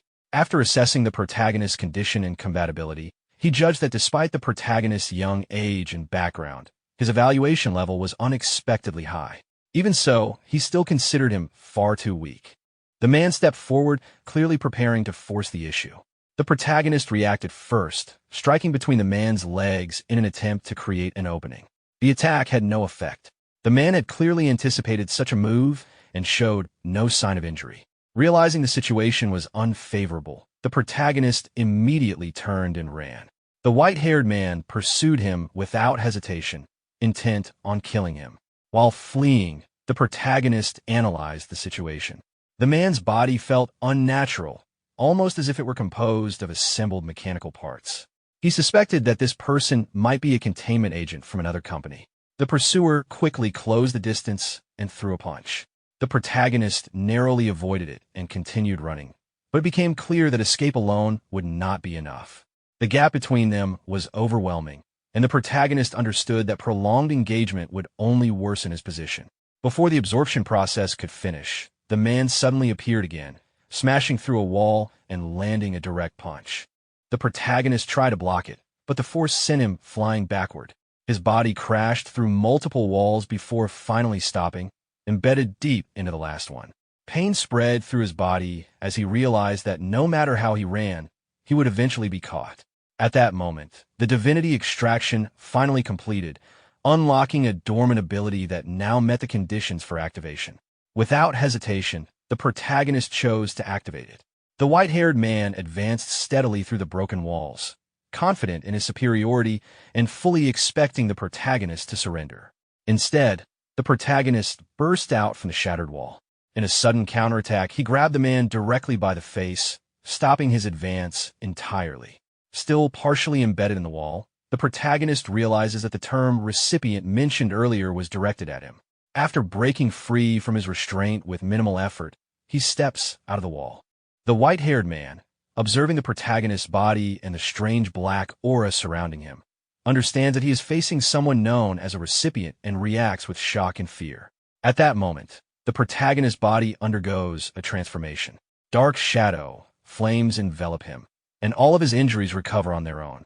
The ability responsible for this transformation enhances shadows into a tangible black flame, though its higher form remains locked due to insufficient requirements. The protagonist begins to question the meaning of recipient and why the white-haired man immediately associated the black flame with that title. Before he can think further, the white-haired man attempts to flee. As the man tries to escape, the shadow flames move on their own and begin pursuing him. The protagonist notices that the flames respond automatically to his intent, without any conscious control. This leads him to realize that the shadow flame may function as an automatic attack mechanism.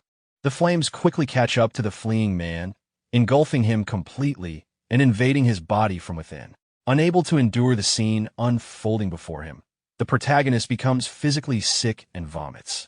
After the battle ends, the protagonist gains significant combat experience, resulting in multiple improvements to his physical abilities and combat proficiency. While standing over the unconscious body of the white-haired man, the protagonist carefully examines him. He notices that the man's entire body is covered in artificial skin with extremely high durability. Despite being burned for a long time, only minimal external damage is visible. He realizes that defeating him would have been extremely difficult if the damage had not occurred internally. To compare, the protagonist picks up a nearby stone. Even though it appears solid, it shows signs of damage after only brief exposure to the black flame.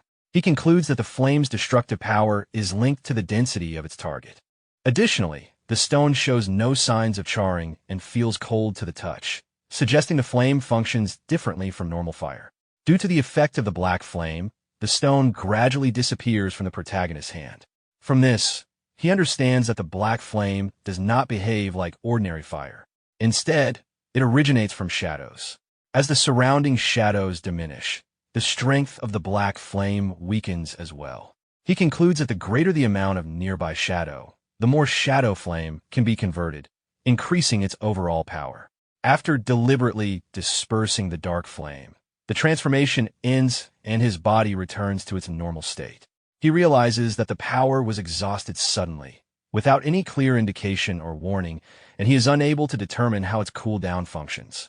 He then takes photographs of the unconscious white-haired man lying on the ground, deciding to set aside his questions for now.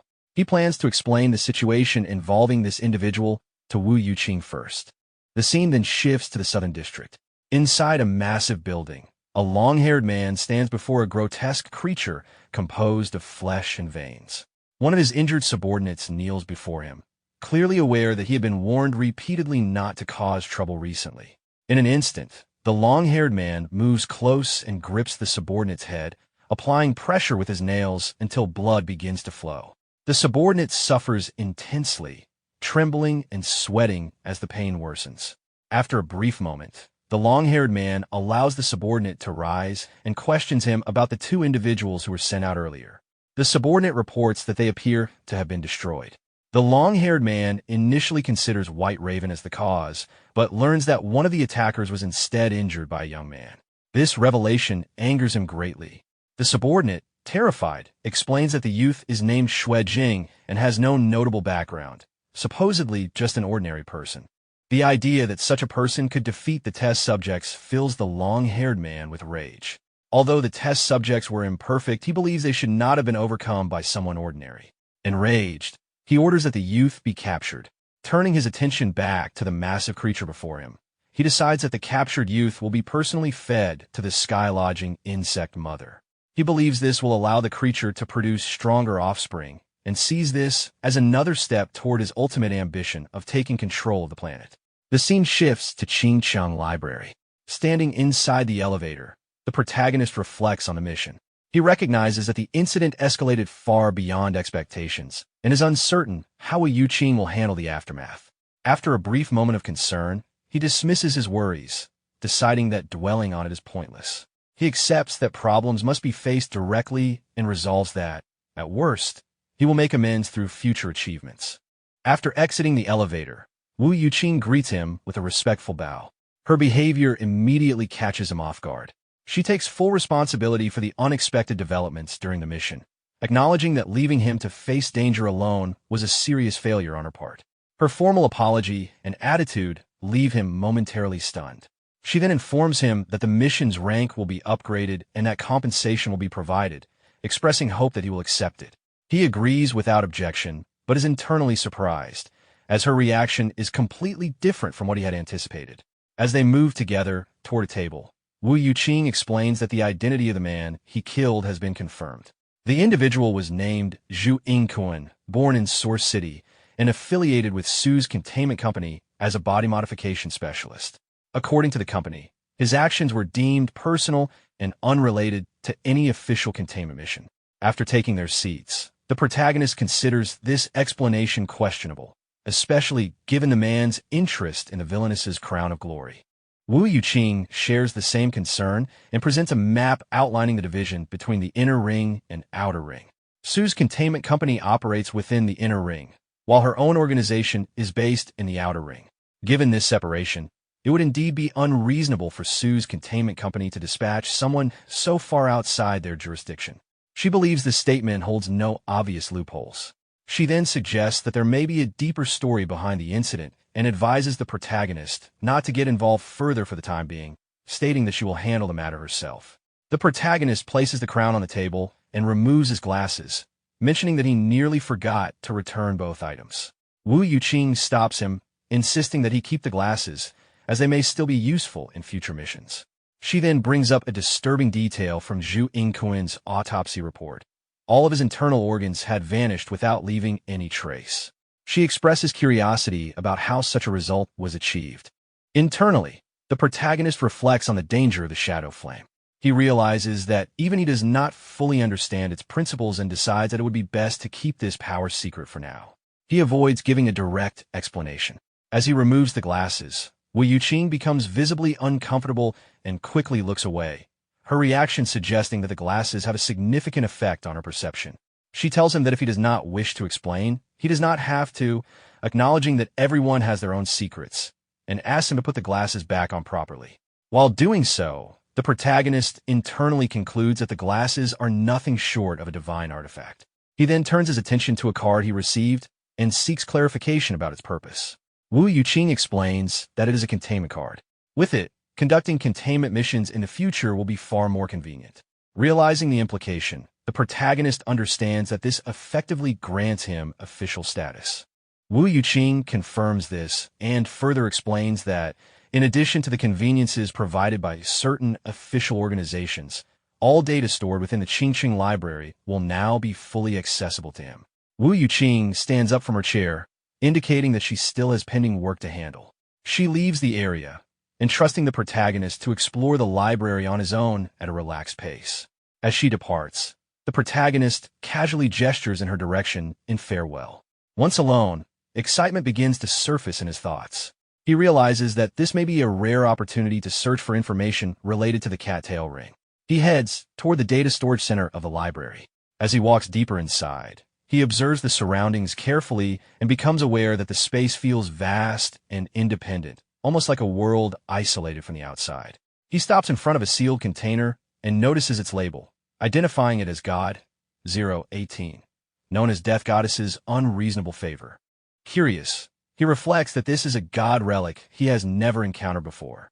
He attempts to unlock it by scanning his containment card, but the container reacts by rejecting his access, indicating that his current authorization level is insufficient.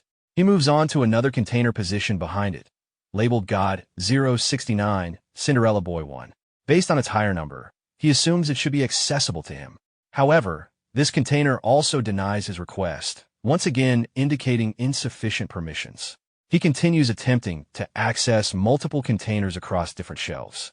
Each attempt ends the same way, with the system refusing him entry due to lack of clearance. After repeated failures, frustration builds within him. He questions why access is still restricted despite being told that the library's data would be completely open to him. He then considers the possibility that even the cattail ring might require special permissions. Deciding that speculation is pointless, he resolves to locate it first.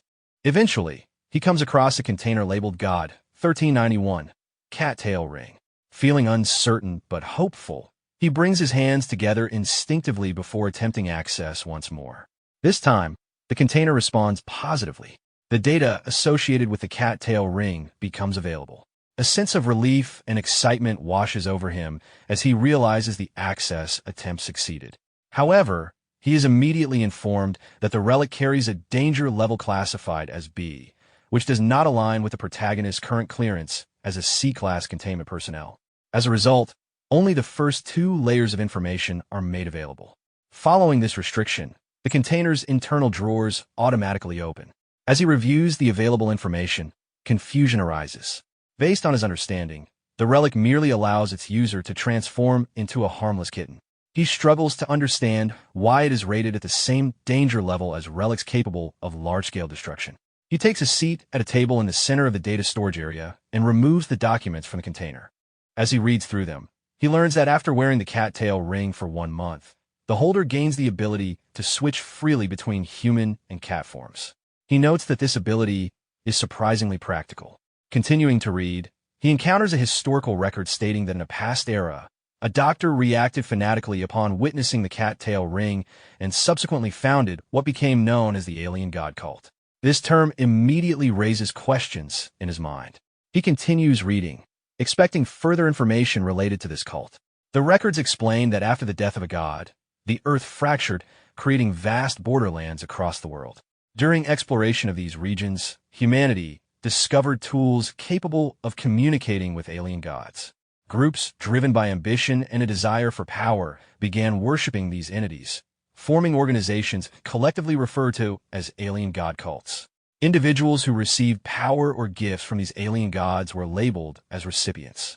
At this point, a realization strikes him. He finally understands the meaning behind the term recipient, connecting it to earlier events. As he reads further, the historical account deepens. 200 years ago, an alien god cult known as the Lion Sage sect attempted to establish contact with the god Baudet. Despite repeated efforts, the god never responded.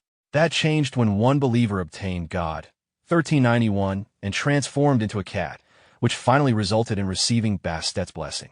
However, the blessing did not attach itself to the believer, but instead fused with the cat-tail ring itself.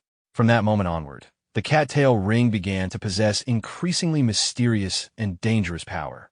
As the fusion progresses, the wearer gradually inherits Bastet's abilities. Ultimately, the process leads to the wearer fully transforming into Bastet. Because of this, the Lion Sage sect will stop at nothing to retrieve the cat-tail ring, even if it means killing its current holder. As this understanding settles in, the protagonist's expression hardens. A grave realization forms in his mind. If this information is accurate, then the true target of the Lion Sage sect is not merely the relic. It is Nar. The protagonist reflects inwardly on past events. He finally understands why Warner had strongly urged him to go to the dojo earlier. If he had not managed to grow stronger in such a short time, both of them would likely have died. He turns to the next page of the record, which details the fusion conditions of God, 1391, the cat-tail ring. After reading it, he understands that the first stage of fusion requires intense emotional stimulation. After that, the same emotion must be repeatedly stimulated in order to deepen the fusion process. The phrase intense emotional stimulation lingers in his mind, triggering memories from the past. His ability involuntarily recreates those moments with extreme clarity, making the experience feel uncomfortably real. He quickly shakes his head, forcing himself to stop. He realizes that continuing to recall those scenes is not something he can endure. If transforming back into human form requires repeating what happened before, then it would mean that he and Nar would have to go through that situation frequently. He has no idea how he could ever explain such a condition to her. Continuing to read, he comes across another section of information. According to the records, the cat-tail ring only grants divine authority and has no inherent side effects. The only real danger associated with it comes from the Lion Sage sect. This discovery eases his mind. The absence of side effects is actually good news. As he reaches the end of the material, confusion sets in. The records abruptly stop without explaining what abilities Bastet actually possesses, nor do they mention how the ring can be removed once worn. He realizes that these unanswered questions are likely due to his low clearance level as a C-class containment personnel. At that moment, his phone receives a notification.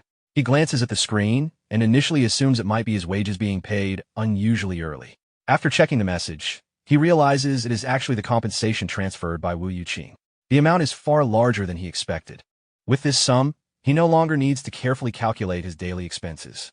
More importantly, it gives him the freedom to dedicate more time to training and becoming stronger. Without lingering any longer, he leaves the library in a hurry. As he walks away, he decides to buy expensive ingredients that night and prepare a proper meal for Warner. As for the condition required to turn back into human form, he resolves to find another opportunity to explain it to her later.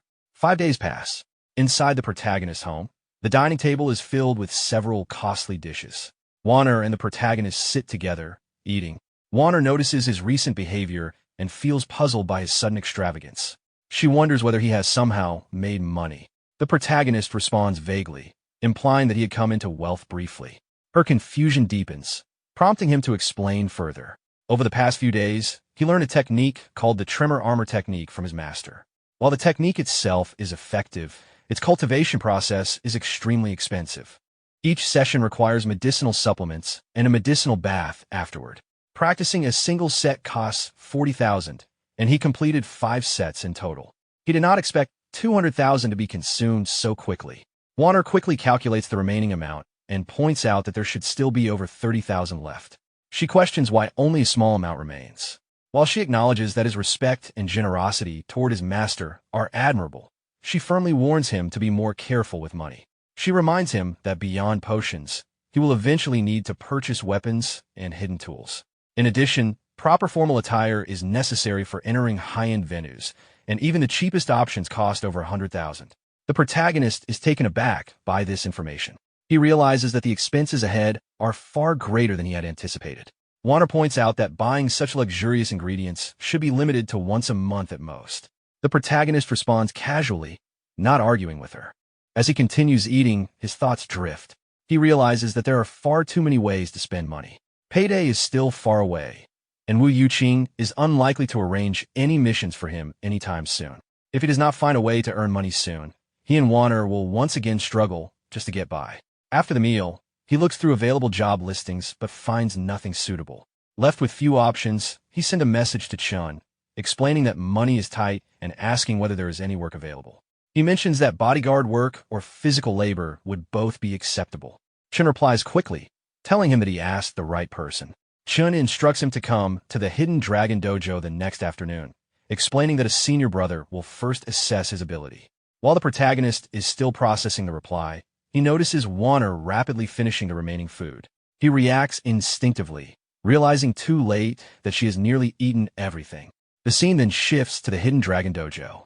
Inside the dojo, the protagonist practices his newly unlocked soft force technique. His movements are controlled and precise, showing clear progress from his previous training. From the side, Chun observes quietly. He realizes that this junior brother is far from ordinary. In just 5 days, the protagonist has already cultivated the tremor armor technique to an impressive level. A brown-haired female disciple approaches the protagonist, clearly nervous and slightly flustered. She gestures toward the strength testing area, suggesting that he demonstrate his ability so everyone can see. Chun encourages the protagonist to step forward, seeing this as a good opportunity.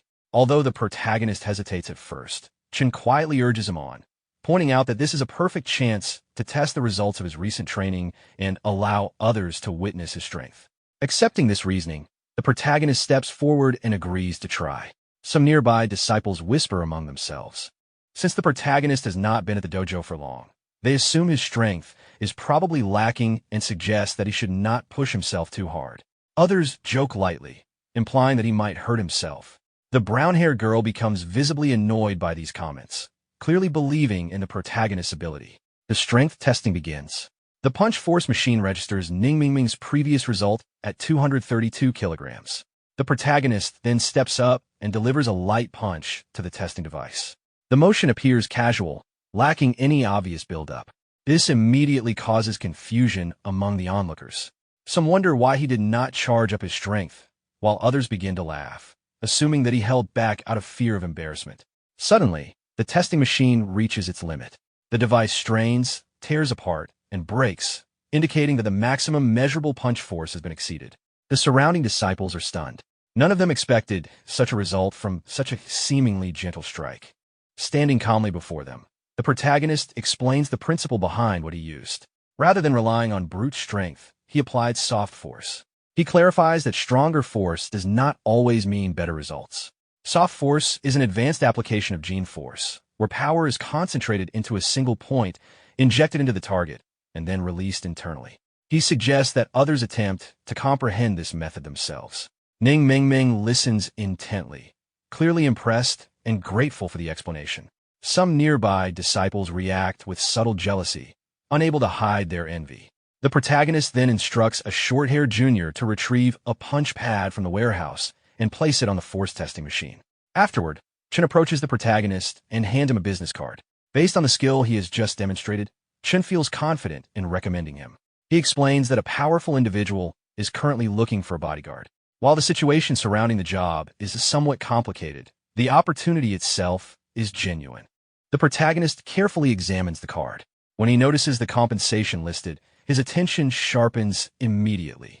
Without hesitation, driven by instinct and necessity, he expresses a strong desire to take the job. The scene then shifts to the Rueju Hotel. The protagonist steps out of a luxurious car and walks into the hotel. His presence immediately draws attention from the people inside. Based on his attire and bearing, several guests quietly observe him, trying to guess his identity. Some assume he is a martial artist rather than a wealthy second-generation heir attending the banquet, while others speculate that he must be part of the hired security, though his young age makes them doubtful. Hearing the surrounding whispers, the protagonist smiles inwardly. He recalls the words his senior sisters once told him, realizing that appearances truly do matter. His thoughts drift back to a past memory. At that time, one senior sister had questioned his choice of clothing, clearly surprised. The protagonist had replied that there was nothing wrong with them and that they were comfortable to wear. The senior sister, however, insisted that clothes shape how others perceive a person, warning him that dressing too cheaply would invite contempt. She then produced a red blazer she had prepared for him, proudly explaining that it was designed by a famous designer. The protagonist had responded awkwardly, feeling that it was far too flashy and unnecessary, as he was not attending a blind date. At that moment, senior sister Manga appeared, holding a black martial-style outfit. Another senior sister immediately reacted with jealousy, complaining that she had arrived first. Returning to the present, the protagonist reflects inwardly that when it comes to taste, senior sister Meng truly stands above the rest. From a distance, two beautiful women watch him as he walks through the hotel. One of them is clearly captivated by his appearance, while the other seems tempted to approach him. Nearby, two men dressed elegantly also observe him closely. One of them wonders whether the protagonist could be a high-level disciple from the Hidden Dragon Dojo. His companion quickly dismisses the idea, explaining that he has seen all 6 direct disciples of the dojo, including the youngest female disciple, and does not recognize this person. He further reasons that although the Dragon King, Li Qi, once intended to accept a 7th disciple, that person would have to be an extraordinary prodigy with exceptional talent and physique. In his view, the protagonist appears more like a handsome youth than a powerful martial artist. The first man, however, disagrees. He notes that the protagonist's lower body is extremely stable, with each step measured precisely, neither more nor less. His upper body remains completely steady, showing no unnecessary movement. This level of body control and force delivery clearly indicates advanced martial skill. The second man remains unconvinced, arguing that no matter how refined one's force control is, a single person would still lose when facing overwhelming numbers. Frustrated by this narrow-minded view, the first man storms off, no longer willing to continue the discussion. As the protagonist approaches the reception counter, a male receptionist steps forward and verifies his identity as the martial artist responsible for security. The protagonist introduces himself as a member of the Hidden Dragon Dojo. The receptionist then provides him with a map and explains the job arrangement. This event has hired 6 martial artists in total, each assigned to oversee a specific area. The protagonist is assigned responsibility for the stage area, which has relatively poor lighting and therefore requires extra attention. Taking the map, the protagonist responds calmly. He remarks inwardly that with so many martial artists present, serious trouble is unlikely to occur. However, the receptionist makes it clear that precaution is still necessary. Hiring extra personnel is simply a way to prevent problems before they arise. With that, the receptionist excuses himself to attend to other duties. The protagonist acknowledges this and turns his attention toward his assigned area, ready to carry out his responsibility. While observing the surrounding area, the protagonist reflects inwardly that calling in extra manpower is not unusual, but hiring 6 martial artists clearly indicates something serious. Beyond that, a large number of bodyguards have also been deployed. Judging by their equipment and posture, they are all well-trained professionals. The number of surveillance cameras is also far beyond what a normal hotel would require. From his experience, such excessive preparation only happens when something abnormal has already occurred.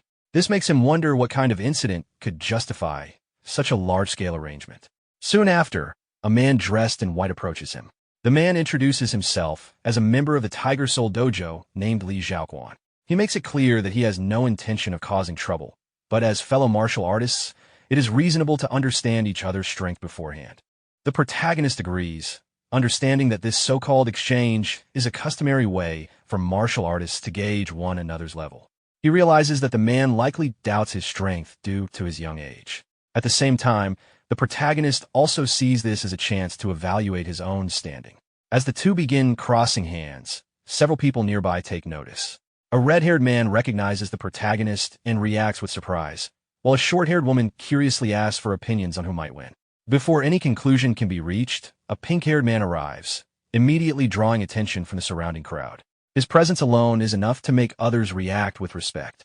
While observing the exchange, the pink-haired man quickly assesses the situation. In his view, although the protagonist appears slender, his body has clearly undergone intense tempering and is far tougher than it looks. His internal energy is clean and stable, far beyond what Li Xiaoquan can contend with. The red-haired man, hearing this evaluation, feels shocked. He cannot understand how the protagonist's strength has grown so rapidly in such a short time. On the other hand, Li Xiaoquan initially assumes that the protagonist has no visible flow of energy and dismisses him as inexperienced. However, as the exchange continues, the protagonist gradually increases the pressure in his grip. Li Xiaoquan soon realizes something is wrong. The force pressing back at him suddenly surges beyond his expectations, and no matter how hard he tries, he cannot suppress it. As the pressure intensifies, Li Xiaoquan struggles to maintain his composure. A faint cracking sound reaches the protagonist's ears, causing him to immediately grow concerned. He fears that he may have unintentionally injured the other man. Li Xiaoquan, however, forcefully maintains a calm appearance, masking the pain and praising the protagonist's ability before withdrawing from the exchange. He quickly excuses himself and leaves the area. Once inside the restroom, away from others, Li Xiaoquan finally breaks down. Clutching his injured hand, he curses inwardly, overwhelmed by the pain. In his mind, the image of the protagonist lingers, no longer as a mere junior, but as something far more terrifying than he had anticipated. The protagonist briefly wondered if the man was really fine, since the sound earlier had clearly been bones breaking. At that moment, a red-haired man approached him. The protagonist turned toward him and immediately recognized the familiar face. It was Pei Youguang, someone he had not seen in a long time. The scene then shifted to the stage area. After entering, the protagonist realized that Pei Youguang truly came from a wealthy background, something he had previously doubted. Pei Youguang casually explained his family situation, mentioning that his comfortable life depended largely on his elder brother's attitude toward him. The protagonist then understood that Pei Youguang had approached him because of the earlier exchange with Li Xiaoquan. That display had caught the attention of Pei Youguang's elder brother, a talented individual who had entered Inner Ring University through the martial arts exam. As Pei Xiao arrived on the stage, Pei Youguang subtly indicated him. The protagonist acknowledged it without much reaction. Pei Youguang also pointed out that several young ladies and wealthy women nearby were interested in getting to know the protagonist and asked about his availability. The protagonist made it clear that he still had work to do and would not stay. He also expressed that casual acquaintance was fine, but real connections should be pursued personally rather than through intermediaries. With that, the protagonist prepared to leave. From behind, Pei Youguang watched him go, silently admiring his presence. Nearby, some of the women agreed with the protagonist's attitude and began approaching him directly. One woman stepped forward confidently, followed by others who showed the same interest. The protagonist, however, noticed a few unfamiliar men nearby and felt something was off, as he had not been informed about anyone delivering items. As he tried to move toward them, one of the women grabbed his arm to stop him. Feeling overwhelmed by the situation, the protagonist finally took out his phone, deciding to end the interaction quickly by exchanging contact information. The woman responded with a satisfied smile, and several people nearby followed along, showing the same interest. At the same time, the strange men the protagonist had noticed earlier revealed their purpose. One of them activated a detonator. As the device turned on, it began emitting light, and multiple laser-like beams spread out from it. The protagonist's phone suddenly malfunctioned. At first, he suspected a simple electrical issue, but after quickly observing his surroundings, he realized something was wrong. Moments later, the power in the entire area shut down. Confusion spread among the crowd as people attempted to use their phones for light, only to find that none of the devices were functioning. The protagonist calmly assessed the situation. His phone had been fully charged, yet it was unusable. In the darkness, not a single person was able to activate a phone or any electronic device. Combined with the complete loss of lighting, it became clear that all electrical equipment had failed at once. This strongly indicated the use of an electromagnetic pulse, a high-level method designed to disable electronic systems instantly. What puzzled him was the scale of such a method, which seemed excessive if the goal was merely to kill someone. Suddenly, the sound of shattering glass echoed through the building. Startled by the noise, a nearby woman panicked and clung to the protagonist. He immediately understood that a serious incident was unfolding. The scene then shifted to the banquet area. People reacted with confusion, speculating about the source of the noise while checking for others around them. Some began to notice that individuals who had been nearby moments earlier were now missing. Pei Youguang lit a lighter, providing the first visible source of light in the darkness. Pei Xiao quickly realized the danger and instructed everyone to stop moving and stay grouped together. Before order could be restored, a sudden sound came from nearby. Panic spread as someone was attacked and killed instantly. The realization that blood was present pushed the crowd into chaos, and people began running blindly. Pei Xiao attempted to stop them, but an attacker suddenly struck at him. He managed to dodge, though he was slightly injured. Another attack followed, which he countered, knocking the attacker to the ground. However, before he could recover fully, an even stronger strike was launched toward him. Pei Youguang reacted in time, pushing Pei Xiao out of the way and saving him. The attack instead hit a nearby person, killing him instantly. In the dim light, they finally saw the attacker clearly. It was a creature resembling a giant grasshopper. Both brothers panicked as the creature prepared to strike again. With no clear path of escape left, the situation seemed desperate. At that moment, the protagonist appeared. He descended from above and delivered a powerful kick directly into the creature, smashing it into the ground and halting its assault. He then looked at the creature, trying to understand exactly what it was. The force of the protagonist's kick drove the insect-like creature straight into the wall behind it, embedding its body deep into the surface. As he observed the creature, the protagonist realized it was the same type of enemy he had encountered before. The ease with which he had sent it flying confirmed that his recent training had not been wasted, as such an outcome would have been impossible in the past. The people nearby reacted in shock, amazed that the monster had been sent crashing into the wall with what appeared to be a casual kick. Others quickly noticed the absence of the bodyguard experts from the various dojos and realized they had already fled long ago. Pei Youguang expressed his gratitude to the protagonist for saving both him and his older brother. However, the protagonist immediately warned everyone not to approach, as the creature had not yet been killed. As expected, the creature soon broke free from the wall and launched another attack. While evading its assault, the protagonist assessed the situation. The creature's vitality was far greater than before, suggesting that it had evolved. He decided to test its limits, knowing that if he could not overpower it, retreating would be the wiser option. There was no reason to risk his life for such a small reward. Gathering strength, he concentrated power into his elbow and struck the creature directly. The impact sent it skidding violently across the floor, accompanied by the sound of bones crushing. The protagonist pressed forward. At that moment, he realized that moving freely in the darkness was not a unique advantage possessed by the creature alone. After the earlier kick, his vision had suddenly become clear despite the lack of light. The skill he was using had unexpectedly granted him night vision, a detail that had not been clearly mentioned before. He continued to strike the creature repeatedly, maintaining complete control of the engagement. From the side, Li Zhaoquan noticed that the protagonist was able to hold his own against the monster. Pei Xiao, however, observed more closely and realized that despite his precise dodges, the protagonist had not retreated even a single step. He understood that the protagonist was deliberately holding his ground to protect everyone else. Li Zhaoquan then urged the others to leave, knowing their presence would only distract him. The group agreed, deciding to escape and seek help instead. Once everyone had finally evacuated, the protagonist felt a sense of relief. With no one left to protect, he could finally fight without restraint. Turning his attention fully to the creature, he prepared himself for the next exchange. The creature rushed toward him once again. The protagonist narrowly avoided the attack and immediately noticed something was different. The beast's speed had increased significantly, revealing that it had been hiding its true capabilities. The creature then turned toward him and began laughing. Suddenly, the surroundings shattered. The world around the protagonist collapsed into nothingness, and he found himself drifting in a void.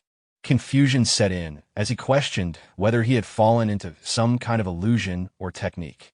For a moment, the possibility of death crossed his mind, but he quickly dismissed it.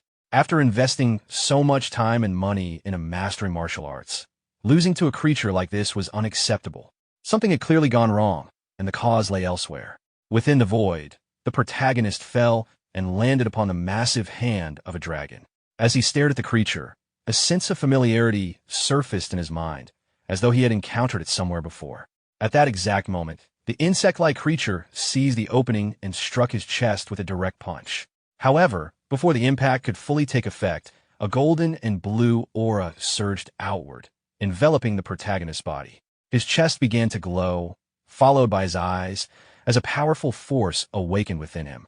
He stabilized his stance, preparing for battle, and retaliated immediately. His counterattack was decisive. A single punch landed squarely on the creature's head, and the sheer force of the blow shattered it completely, severing the head from the body. As the creature collapsed, the protagonist sensed that he had grasped something profound, a realization far greater than mere victory. Despite the destruction of its head, the creature's body continued to move. Observing this, the protagonist quickly understood the reason. Although it had mutated, its essence remained that of cockroach. Such creatures could survive for days, even without a head. Its true weakness lay elsewhere, specifically in the ganglion located beneath the esophagus. Without hesitation, he struck the creature again, targeting its lower abdomen. He extracted the vital organ and confirmed that this was indeed the source sustaining it. Even among ordinary cockroaches, such a ganglion would never reach this size, further proving how unnatural the creature was.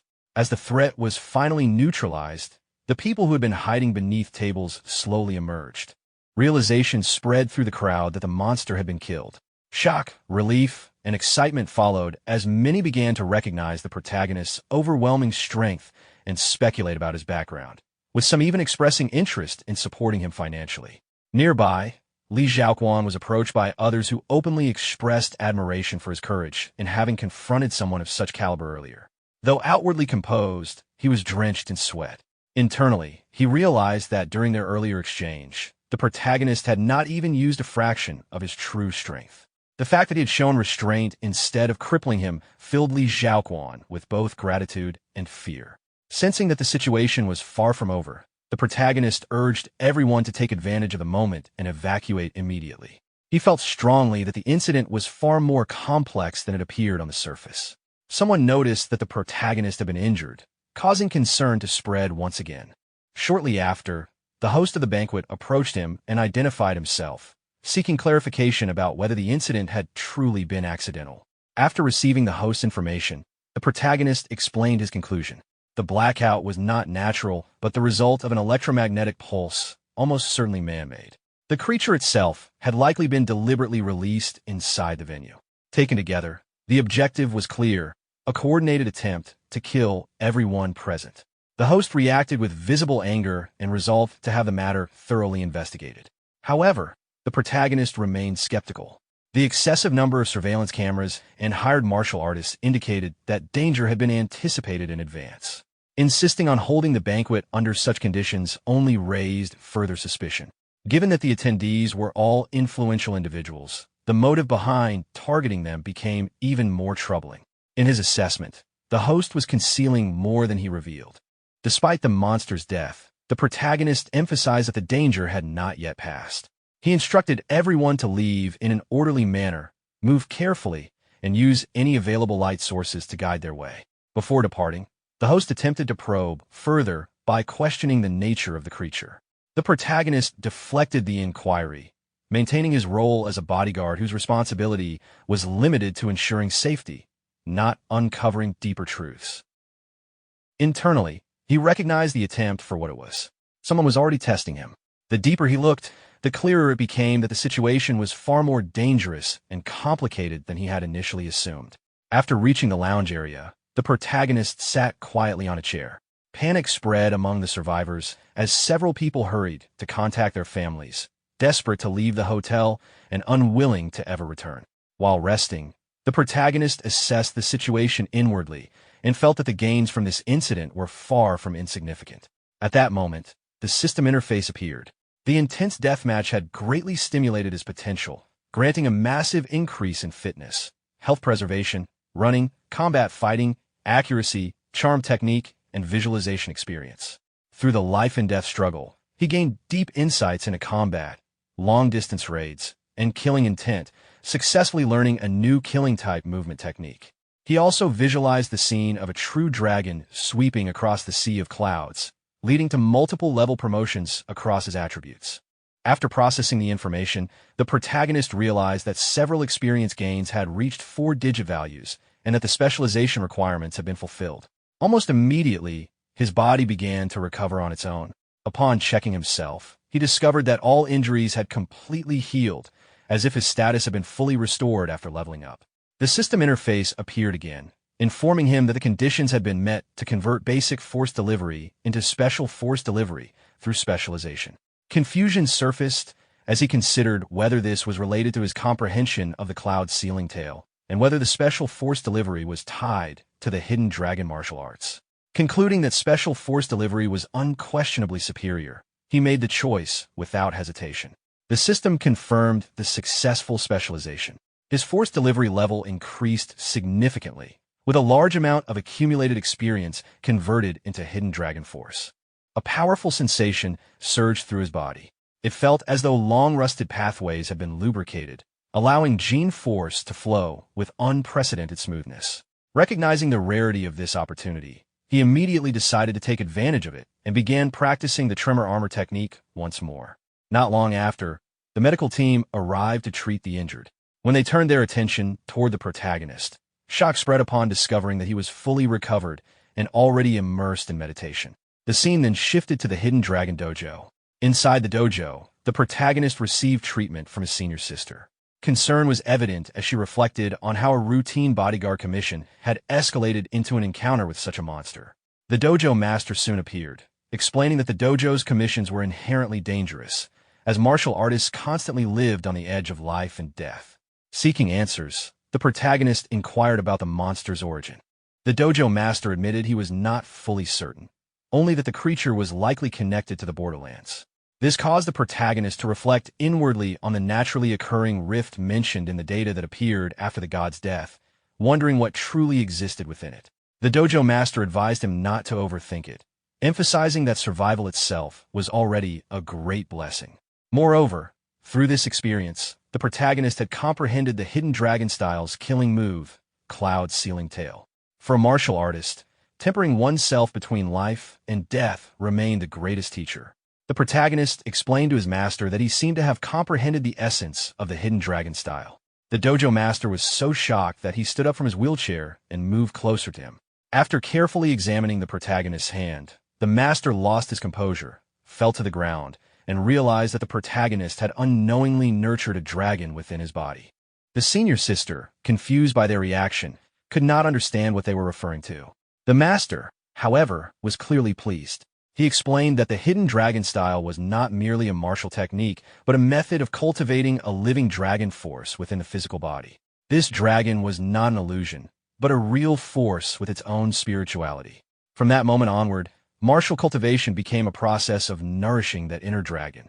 According to the master, this was the true essence of the hidden dragon style, and the protagonist had already grasped the key step towards surpassing human limits. The master then clarified what breaking the limit meant. He explained that once the body had fully perfected skin, flesh, tendons, bones, and blood, progress normally stopped. To go further, one had to elevate the level of life itself. This involved remolding the physical body. Although the appearance remained human, the essence of life changed. Those who achieved this state were known by Taoists as earthly immortals and by Buddhists as living Buddhas, capable of living far beyond ordinary lifespans while maintaining peak physical condition.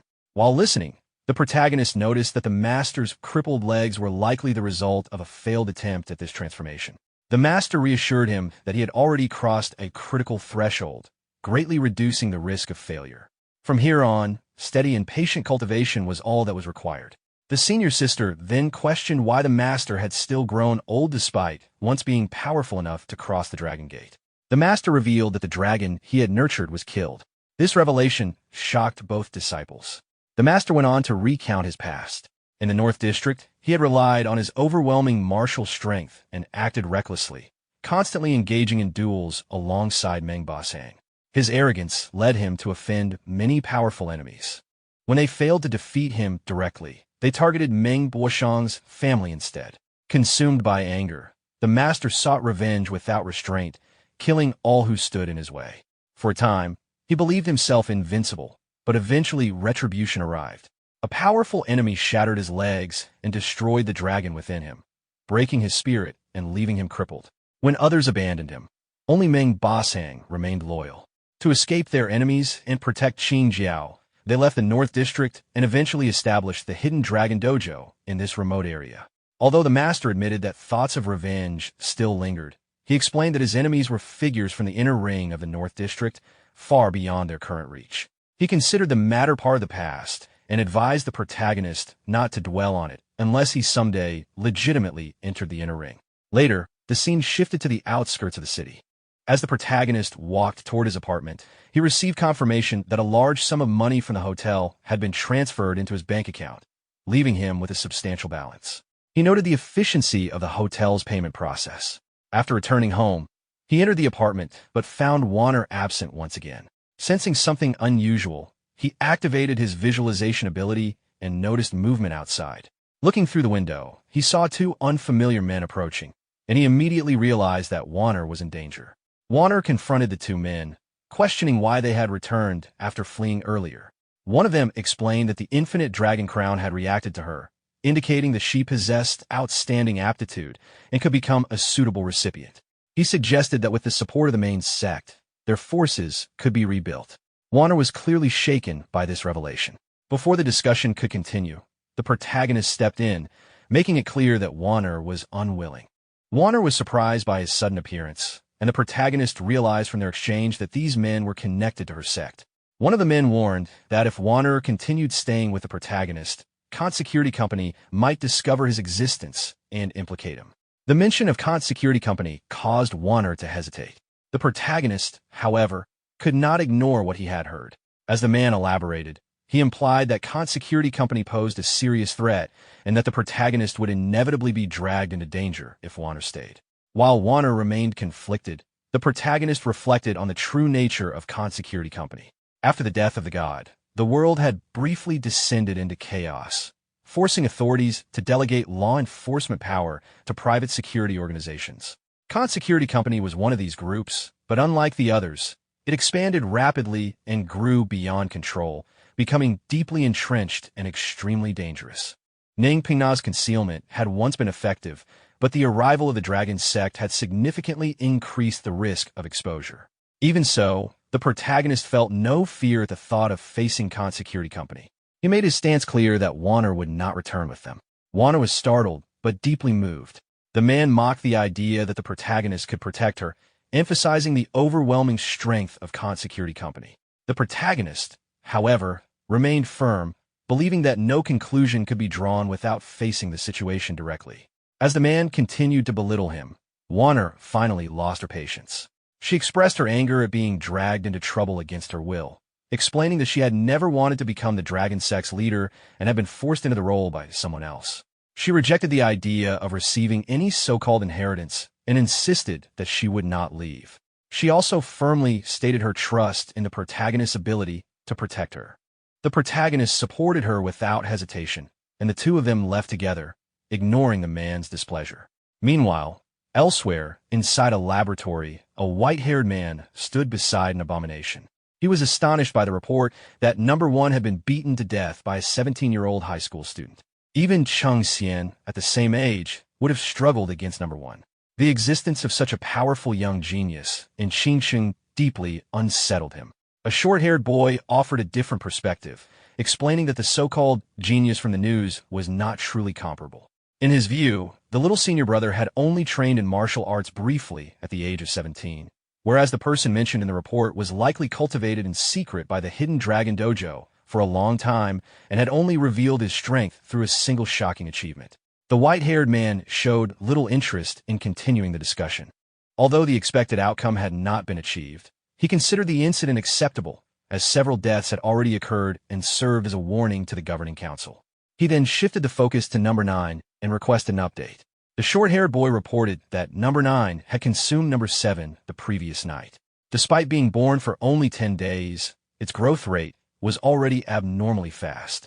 After observing the situation, the long-haired man concluded that Number 9 was currently the most cost-effective perfected individual. Future feeding and production would therefore prioritize it. He also instructed that number 9 should be allowed to make a public appearance at an appropriate time. Since the high school student mentioned in the news attended Qingsheng Affiliated High School, the best school in the city, any incident involving that location would likely increase public support for the proposed bill. The sword-haired boy acknowledged the order respectfully. The scene then shifted to the Hidden Dragon Dojo. While practicing, the protagonist focused entirely on cultivation and self-improvement, believing that growing stronger was the only way to resolve all future problems, whether by solving the issues themselves or eliminating those who caused them. As his training continued, the protagonist gained a deeper understanding of one of the Hidden Dragon style's core techniques, a powerful move designed to penetrate defenses by driving gene force directly into an opponent's body. Recognizing its destructive potential, he resolved to master it thoroughly. Not long after, Chen arrived excitedly and informed him of unexpected news. The monster incident at Rueju Hotel had drawn attention, and the wealthy individuals who had been saved expressed their gratitude through massive donations to the Hidden Dragon Dojo. These funds were designated entirely as the protagonist's remuneration, amounting to 22 million. The sheer scale of the sum surprised him, though he acknowledged that the wealthy knew how to handle such matters. Chun then handed him a cultivation guide prepared by the master, explaining that with such resources, he could no longer afford to train frugally. Upon reviewing the plan, the protagonist initially felt confident, but as he read through the detailed expenses, various rare pills, medicinal baths, specialized massages, and high-pressure cultivation chambers, his confidence quickly faded. The realization set in that the entire fortune would soon be consumed by cultivation costs. He could only sigh at the truth that martial arts cultivation was an endeavor where wealth vanished as quickly as it was gained. Chun then showed him another piece of news. Information about the monster incident had been leaked to the media, and the protagonist had already been labeled a hero of Qingsheng. At that moment, Chun received a call from an unknown number. Not recognizing it, the protagonist answered instead. The instant he heard the voice on the other end, his expression changed in shock. While on the call, the protagonist's teacher scolded him harshly for being absent from class for an extended period, accusing him of skipping school under the excuse of part-time work. The teacher made it clear that becoming a local hero did not exempt him from attending classes. The protagonist hurriedly explained that his family had recently encountered some trouble. The teacher then brought up the upcoming school sports meet and strongly implied that the protagonist will be signed up for multiple track events, listing several distances in succession. From this, the protagonist realized that the real intention was to have him bring honor to the class through competition. At that moment, the senior sister appeared nearby and gestured to him. Using the interruption as an excuse, the protagonist ended the call, while the teacher warned him not to miss the event when the time came.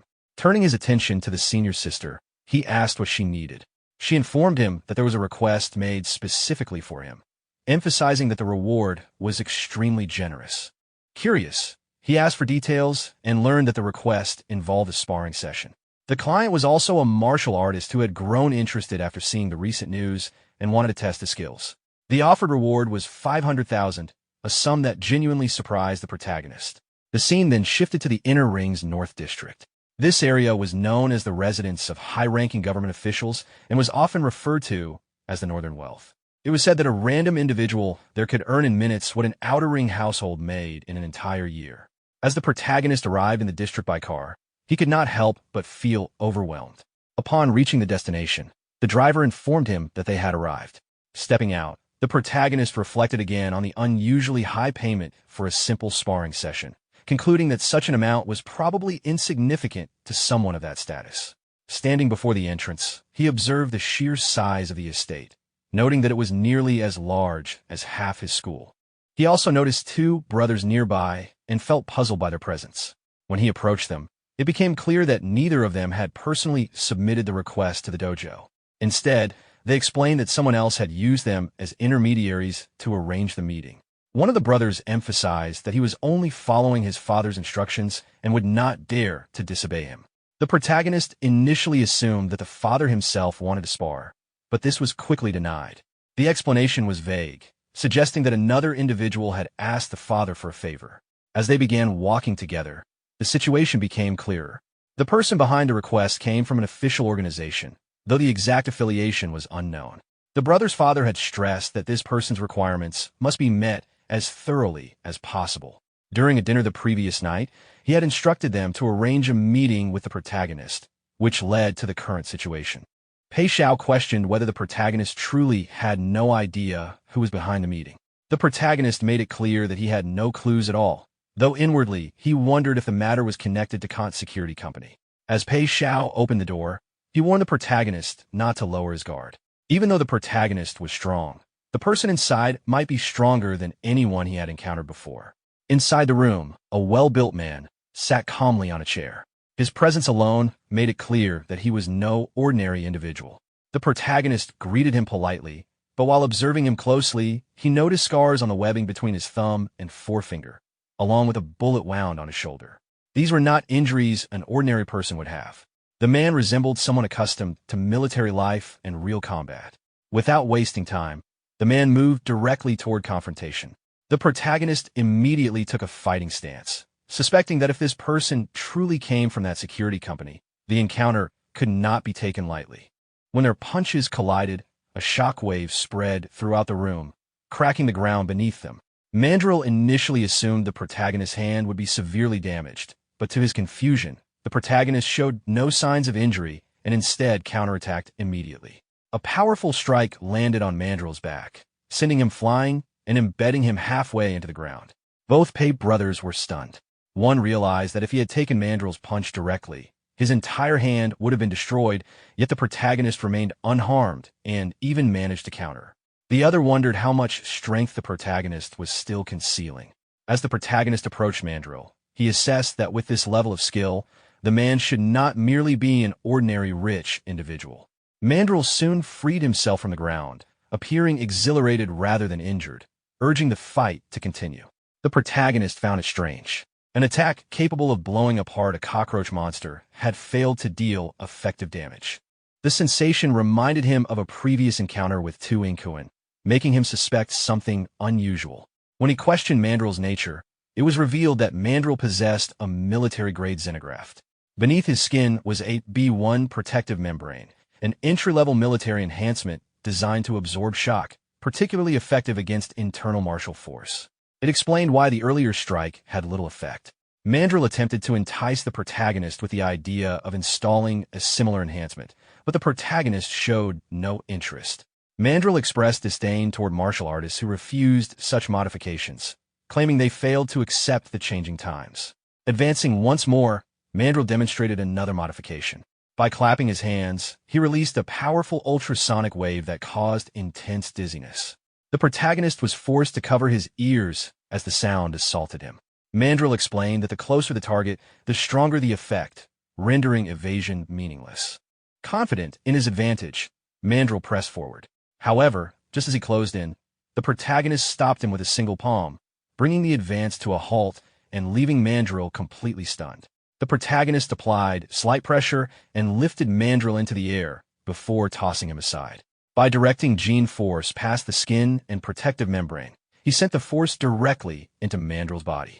Unable to resist, Mandrill crashed to the ground. The protagonist observed that knocking someone unconscious did not require excessive strength. A precise and controlled strike was sufficient. Mandrill soon lost consciousness. A faint sound came from Mandrill's body, indicating that his consciousness had been cut off and confirming that he was no match. From this, the protagonist realized that a communicator had been implanted inside Mandrill's body. He questioned the identity and intentions of the people behind this encounter. The communicator responded that someone would arrive shortly. The protagonist urged them to be quick, noting that he did not have much time.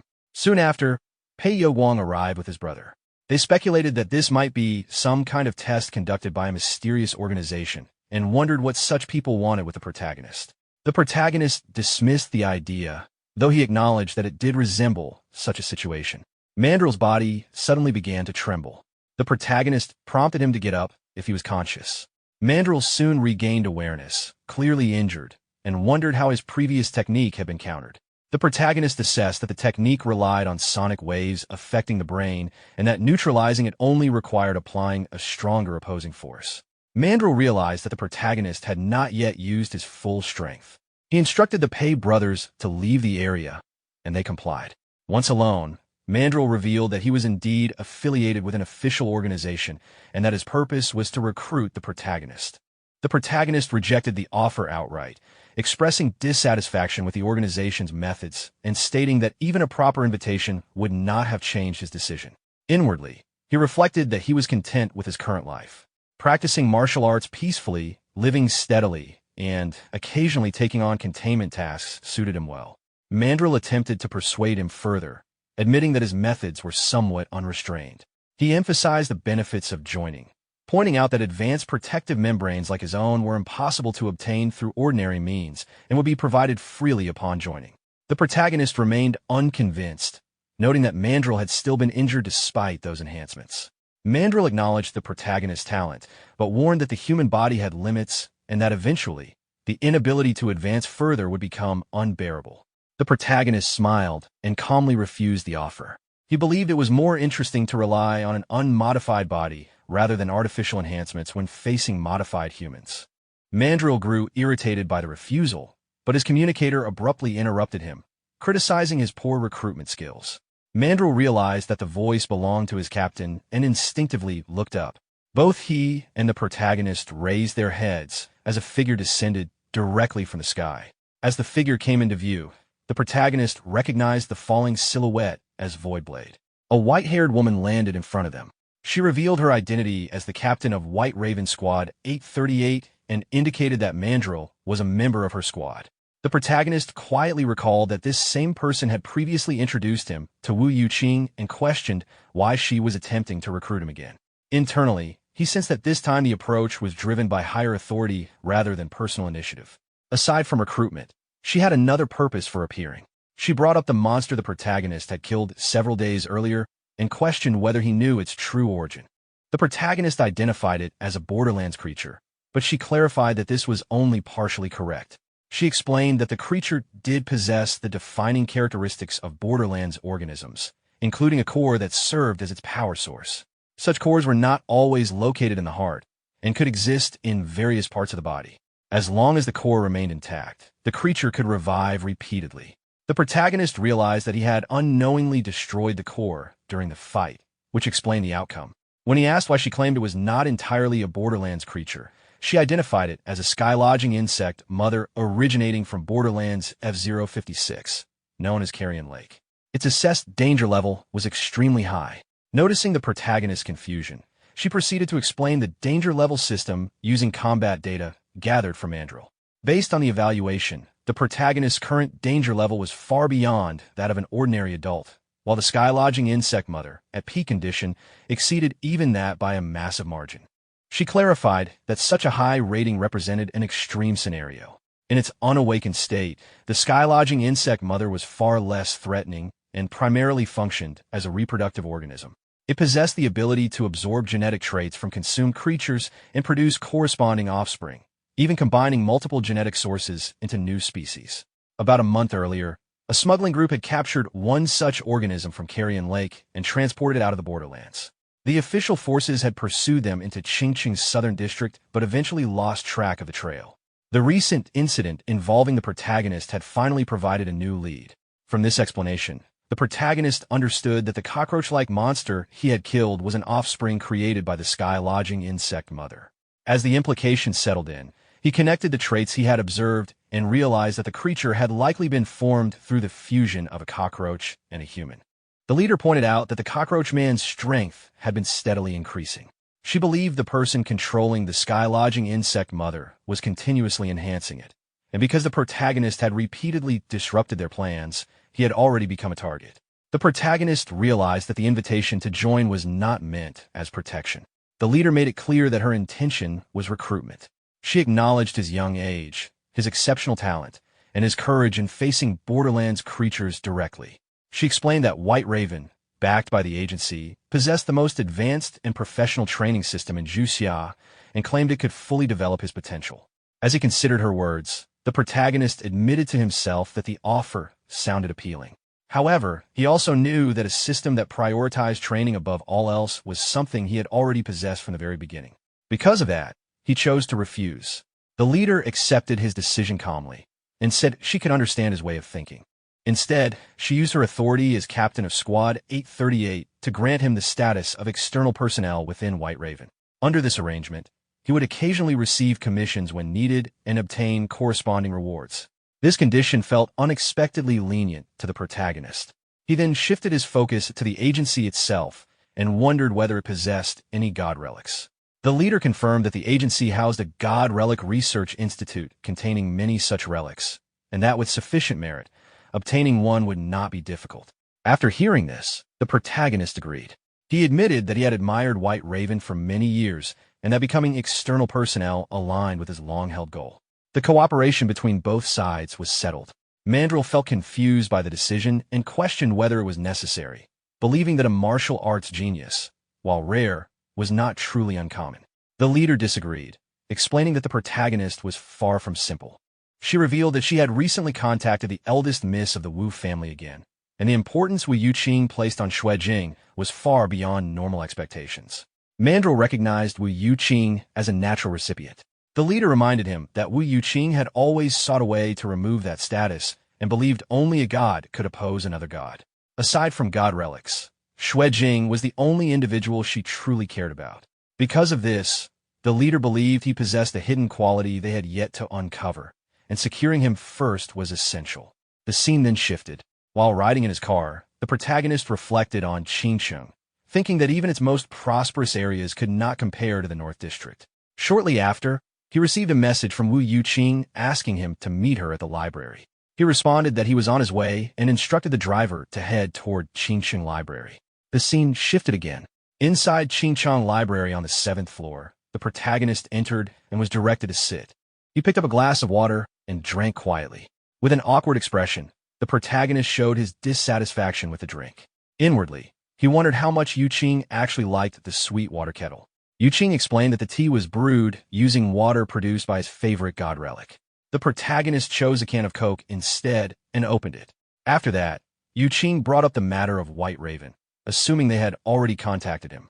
The protagonist confirmed that he had been invited but had refused. Yuqing agreed with his decision. When the protagonist questioned her reasoning, she explained the symbolism behind the name White Raven. While crows were often seen as ominous beings associated with death, the White Raven symbolized rebirth and mercy. However, this beautiful meaning concealed a harsh reality. The death rate of White Raven's operations was extremely high. Since the organization's establishment over 60 years ago, only 3 people had survived safely until retirement. The protagonist acknowledged the danger. Inwardly, he realized that he would need to be extremely cautious when dealing with White Raven-related work in the future, especially since the resurrection effect of twin life could only be triggered once within a short period. He then asked about the background of the agency. Yuqing explained that its full name was the Abnormal Disaster Emergency Management Special Agency. It was established after the start of the new era to handle various abnormal disasters. The organization operated independently from the 5 great agencies and was therefore referred to as the 6th agency. Its authority was so extensive that even extreme actions within Qingcheng would not result in arrest. The protagonist questioned whether such power worried the government. Yuqing explained that the agency was overseen by 13 high-level officials, most of whom resided in the Azure Court. In that sense, the 6th agency was equivalent to the nation itself. The protagonist realized that the background of the agency was far greater than he had imagined. Yuqing then stated that the main purpose of calling him here was simply to remind him about the White Raven matter, and that he was free to leave. The protagonist asked whether there were any missions or god relics for him to see, but received no such arrangements. When he confirmed there was truly nothing else, Yuqing suggested that he could help by sweeping the library if he had spare time. The protagonist immediately stood up to leave, stating that he still had other matters to attend to. At that moment, he received a call from his teacher. Realizing he had completely forgotten about it, he quickly answered and reassured his teacher that he would arrive soon. The scene then shifted to the South District. The white-haired man from the laboratory was sitting on the stairs of a building. Shortly after, a violet-haired boy appeared and reported that all test subjects had been transferred. The white-haired man remarked that White Raven's ability to track them was sharper than expected and asked about the situation on Kaiping's side. The boy reported that, following instructions, Number 9 had been taken to the Qingyu affiliate and that updates should arrive soon. The white-haired man explained that using Number 9 to draw White Raven's attention was the only way to safely continue transferring the sky-lodging insect mother, as it was otherwise too large a target and easily exposed. The boy complained that Kant Company was providing no real assistance, and that they were forced to rely solely on themselves. Angered, the white-haired man stated that large corporations only wanted to reap benefits without taking risks. If the plan failed, those companies would lose nothing, but that reality was precisely why they had taken on this task themselves. The boy then expressed concern about whether Kant would discard them once everything succeeded. The white-haired man revealed that he had already considered this long ago and had prepared a backup plan. If anything happened to them, Kant would not be able to escape consequences either. The scene shifted to the school playground. A strange man stood quietly, observing the surroundings. As he watched the boys and girls preparing for the sports events, he evaluated them with interest. In his mind, he regarded them as suitable offerings for the insect mother and considered capturing them to gain merit. Above the field, female students were spectating and cheering as they noticed Xuejing. Their excitement quickly drew attention. The strange man followed their gaze and focused on the protagonist. He studied him carefully, surprised that such an ordinary-looking youth could defeat a test subject. Though skeptical, he remained confident that events would soon unfold in his favor. As the strange man left the area, a brown-haired boy noticed him and briefly wondered whether the cleaner was new, as his physical condition seemed unusually good. The race concluded, and Xuejing secured first place. The atmosphere became lively as students reacted enthusiastically. The announcer declared the final rankings, placing Bo Tao second and Xiangyong third. The brown-haired boy approached Xuejing and handed him a water bottle. The protagonist showed no interest in the surrounding attention and instead asked how many events remained. He learned that the 400-meter, 2,000-meter, and relay races were still scheduled. The relay had also been arranged for him by the teacher, as it was another running event. As they spoke, the protagonist suddenly sensed something unusual.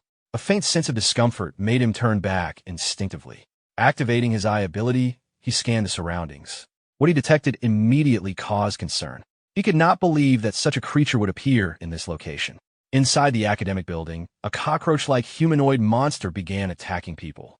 Panic spread as students fled in fear. Realizing the severity of the danger, the protagonist instructed the brown-haired boy to contact the authorities immediately and report the appearance of a cockroach man inside the school. He then told him to run as far away as possible without looking back. The scene shifted to the entrance of the teaching building. Inside, body parts were scattered across the floor, evidence of the monster's attack. The cockroach man activated a scanning ability and examined a nearby girl, assessing her as fresh prey. The creature moved toward her as she stood frozen in fear. Before it could reach her, the protagonist arrived and positioned himself between the monster and the girl, blocking its advance. The girl felt immediate relief upon seeing Xuejing. Without hesitation, he struck the monster with a powerful blow.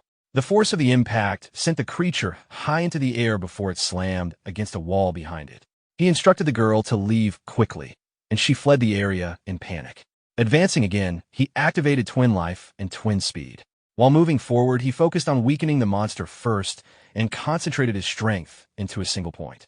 He then delivered a direct punch to the creature's chest. The impact sent it crashing through multiple walls before it finally fell outside the building. Moments later, a severely injured man covered in blood staggered into the room. He pleaded for help, claiming the situation had spiraled out of control. The protagonist recognized his voice as Duan Kaiping from Golden Wind Dojo and was confused about his presence there. The injured man attempted to ask him to find his master, but before he could finish, the monster reappeared, charging back through the holes in the walls. The protagonist dodged, but the creature redirected its attack toward the injured man. In a single motion, it tore him apart and began consuming the remains. The protagonist realized the monster's speed was overwhelming. Without Twin Life, the earlier exchange might have ended differently.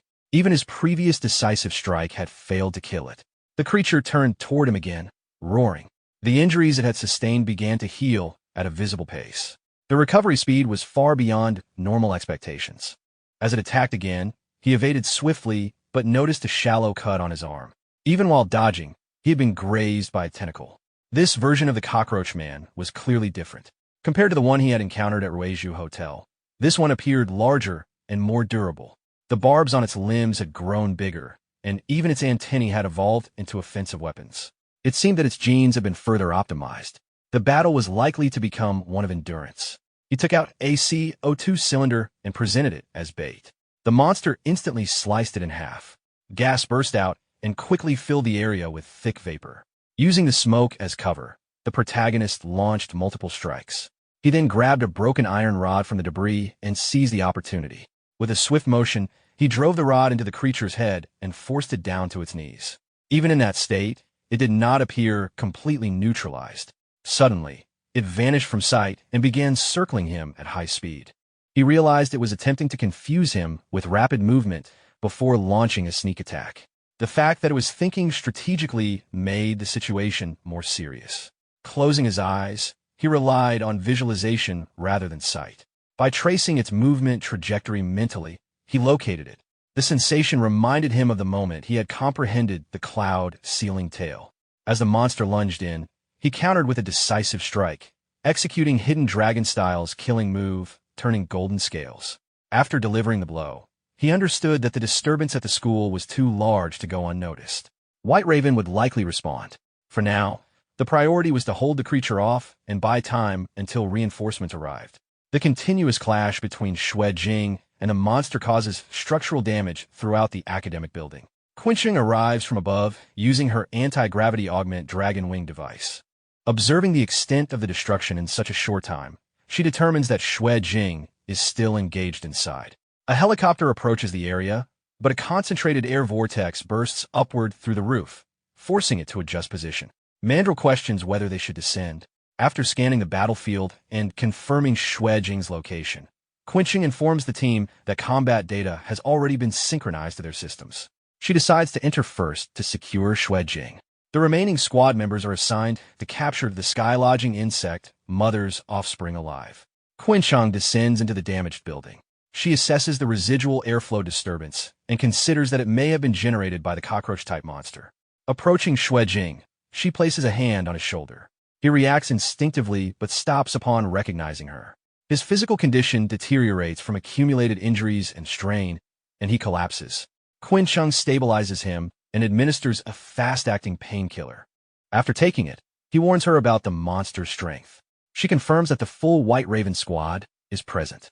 2 squad members land near the monster and begin coordinated engagement.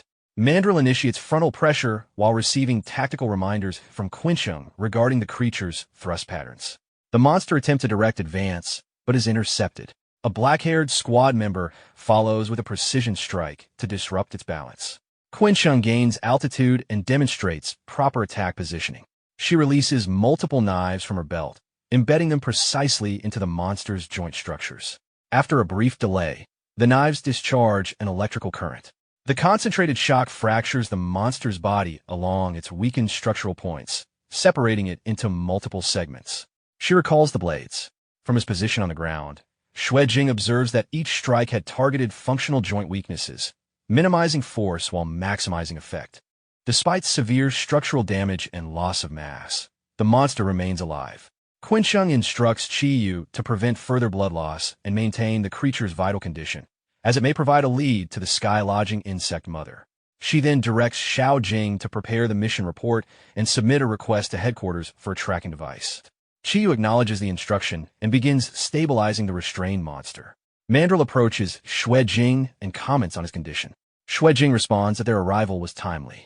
Mandrill explains that after the captain received the call, they immediately deployed by helicopter from the southern district, noting that the captain places significant importance on him. Xue Jing struggles to stand and asks about the investigation progress in the southern district. Mandrill reports that less than 1/3 of the area has been searched and no findings have been made so far. Xue Jing states that he has obtained a new clue. Quincheng asks him to explain. He describes the situation involving Duan Kaiping, pointing out that as the leader of a delinquent group, his appearance at the school was unusual, especially since he had been posing as a cleaner. Given the circumstances, Xue Jing suspects a deliberate setup. After listening, Quincheng concludes that the information is valuable and instructs Xiao Jing to report it to the higher authorities. As she turns to speak further, she notices the restrained monster beginning to swell rapidly. She immediately orders Xiao Jing and Qiyu to retreat. Xiao Jing reacts in time, but Qiyu is struck during the sudden change. In the next moment, the monster regenerates its body and expands in front of them. Mandrill questions whether it is hyperregeneration. Quincheng clarifies that it is molting. Before they can reposition, the monster launches itself into the air and attempts to escape. Mandrill alerts the captain. Quincheng prepares to pursue. Xuejing steps forward, takes a knife, and asks Quincheng to lend him one. She questions his intention. He activates Twin Life and throws the knife with full force toward the airborne monster. The blade pierces through the monster's chest. The creature loses lift and falls from the sky. Mandrill reacts in surprise at the force of the throw. Xuejing attributes the result to the quality of the captain's weapon. Quincheng remarks on the high cost of the knife. Xuejing reflects that although he had previously used Twin Life against this creature, he had been unable to overcome it without proper equipment. He concludes that weapon quality plays a decisive role. At the same time, he notices strain in his hand and realizes that using that move carries a physical cost. Quincheng places a hand on his shoulder and tells him they will return to the Hidden Dragon Dojo first and discuss the rest later. He agrees. As they proceed toward the helicopter, Xuejing considers that circulating energy alone will not heal his injuries and that he will require assistance from his senior brothers and sisters, likely accompanied by reprimand. The squad boards the helicopter and departs from the school.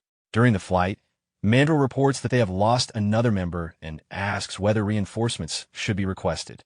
Quincheng declines. Mandrill comments that further losses would negatively affect overall statistics and evaluations. Hearing their conversation, Xuejing reflects that he cannot adopt such detachment toward death. He then reviews the internal feedback from the battle. The system records significant growth across multiple attributes as a result of the death-level combat, including improvements in physical conditioning, aiming precision, internal force, and visualization. After processing the information, he feels satisfied despite the physical toll. As the helicopter moves steadily through the air, Xuejing reviews the changes in his abilities. His aiming has improved again. He wonders whether his vision has sharpened along with it. He looks out toward the distant roads and buildings below. Details that should be indistinct at that height now appear unusually clear. Vehicles, intersections, and even small movements on the streets are sharply defined in his sight. He realizes that his visual range has advanced beyond normal human limits. If combined with Hidden Dragon Force, accurately striking a target from a long distance may now be achievable. He considers that against monsters like the cockroach-type creature, maintaining distance would significantly increase his safety. Close combat would no longer be the only option. Quincheng turns to him and informs him that new investigation results have come in from the southern city. Survey instruments have detected that the pollution rate in that area has exceeded 10%. Xuejing asks what pollution rate means. Quincheng explains that it refers to the degree of overlap between their world and the other world. Using a simple comparison, she describes their current reality as one side and the other world as the other. When the two begin to intersect, pollution is generated. Minor overlap results in a low percentage, usually between 1 and 5%, causing only slight disturbances. However, when the overlap becomes more significant, the pollution rate can rise to 10 to 30%. At that level, environmental laws may begin to shift, and entities from the other world can manifest in reality. Xuejing asks whether this is how borderlands are formed. Quincheng clarifies that borderlands occur when the pollution rate reaches 100%. At that stage, the area is neither fully reality nor fully otherworld. It is defined as a subworld. She concludes by warning him that an overlap event could occur in the southern city at any time and advises him not to approach the area casually. He acknowledges the warning. The scene shifts to the Hidden Dragon Dojo. Jia Shanin stands beside Xuejing holding a tube of medicinal ointment. She remarks that he returns injured every time and causes constant concern. She points out that even senior sister Meng is displeased. As she applies the medicine to his bruised arm, she warns him not to repeat such recklessness. Xuejing explains that the situation forced him to fight and that he had no alternative at the time. Unconvinced, she presses harder while applying the ointment, causing him to react to the pain.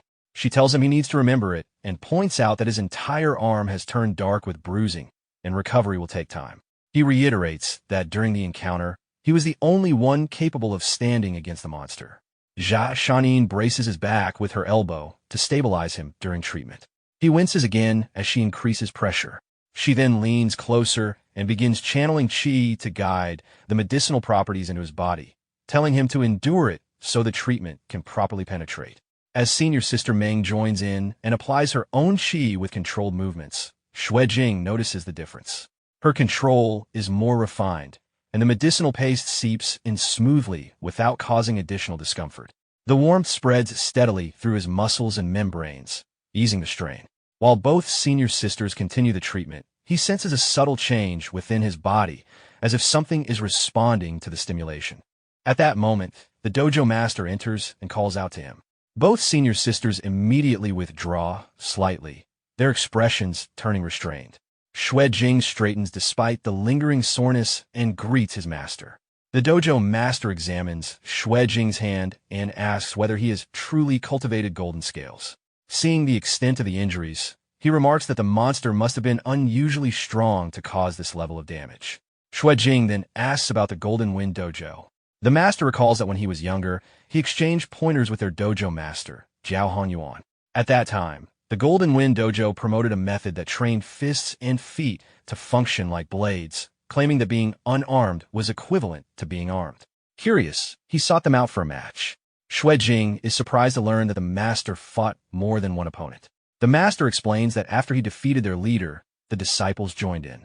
However, their internal power was insufficient to break his golden scales defense, and he defeated them one by one.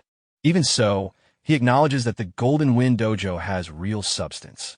If facing them, one must treat an empty-handed opponent as if they are holding a blade. He adds that for Xue Jing's current level, it is not a major concern. Golden Scale's skin of the Hidden Dragon style directly counters the Golden Wind White Rainbow Sword. Opponents at the same level would struggle to penetrate his defense. If the opponent's cultivation greatly exceeds his, then caution alone would not change the outcome. Xue Jing understands. Privately, he recalls that when Lu Huiping enhanced her defense with a relic, Duan Kaiping had been unable to injure her. He wonders what standing Duan Kaiping holds within the Golden Wind Dojo. Jia Shanin tells Xue Jing to turn over so they can treat the front of his body. Senior Sister Meng prepares additional medicine. Xue Jing complies, though somewhat stiffly. The dojo master leaves the room, commenting that healing through exertion consumes considerable stamina. Xue Jing suggests that he could finish applying the medicine himself. Jia Shanin lightly presses a finger to his chest and tells him that what he needs most right now is to relax and let them handle it. Although he claims to have little interest in such matters, he is still at an age where physical reactions are difficult to suppress. He begins circulating the hibernating dragon technique to steady himself. Jia Shanin wonders aloud whether he is feeling shy. As the treatment continues, he focuses on stabilizing his breathing. When a hand moves toward an area that does not require treatment, he instinctively tenses. Senior Sister Meng leans forward to continue applying qi-infused medicine. The close contact causes Xue Jing to flush despite his effort to remain calm. Jia Shanin notices his reaction and calls it out. Senior Sister Meng also realizes the situation and withdraws slightly. Embarrassed, Xue Jing explains that it is an involuntary physical response and apologizes. Jia Shanin states that in this condition, they cannot continue the treatment. Ashamed, Xue Jing turns away and says he will handle the rest himself since the remaining areas are accessible. The two senior sisters leave the room, telling him to finish up on his own. After they depart, he mutters to himself that he cannot tell whether Jia Shanin acted intentionally. 1 hour later, after circulating energy repeatedly, he examines his condition. His skin still feels numb, itchy, and sore. The injuries were heavier than he initially judged. Reflecting on the battle, he realizes the damage stemmed partly from incomplete understanding of turning golden scales. The technique uses gene force to link the skin membranes across the body, distributing and neutralizing incoming force. By spreading impact over a larger surface area, pressure at any single point is reduced. This is the foundation of Golden Scale's skin's defensive strength. He understands now why it counters the Golden Wind White Rainbow Sword. That style relies on blade-like gene concentrated into extremely small contact areas for penetration. When facing a defense that disperses force across the entire body surface, its advantage is diminished. As expected of a core technique of the Hidden Dragon style, none of its methods are simple. The remaining techniques he has yet to fully comprehend include blood training, shaking starfire, and tendon training, eye-piercing current. When he steps out of the dojo, he decides there is no need to rush further cultivation. Recovery must come first. When Xue Jing returns to his apartment and opens the door, he sees Weiner sitting on the sofa watching television. She hears him enter, turns around, and smiles. She asks why he is back so late and whether he brought anything good to eat.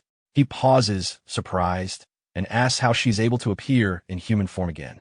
As he looks at her, he recalls that according to the library records, transforming into a human required specific conditions that had not yet been fully met.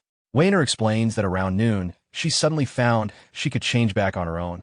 She adds that she will be leaving soon, so she decided to remain in this form for now.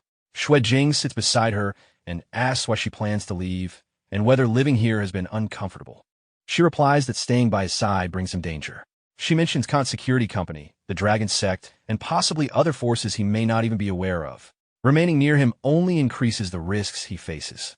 Holding his hand, she says that during the days she stayed with him, she felt genuinely happy.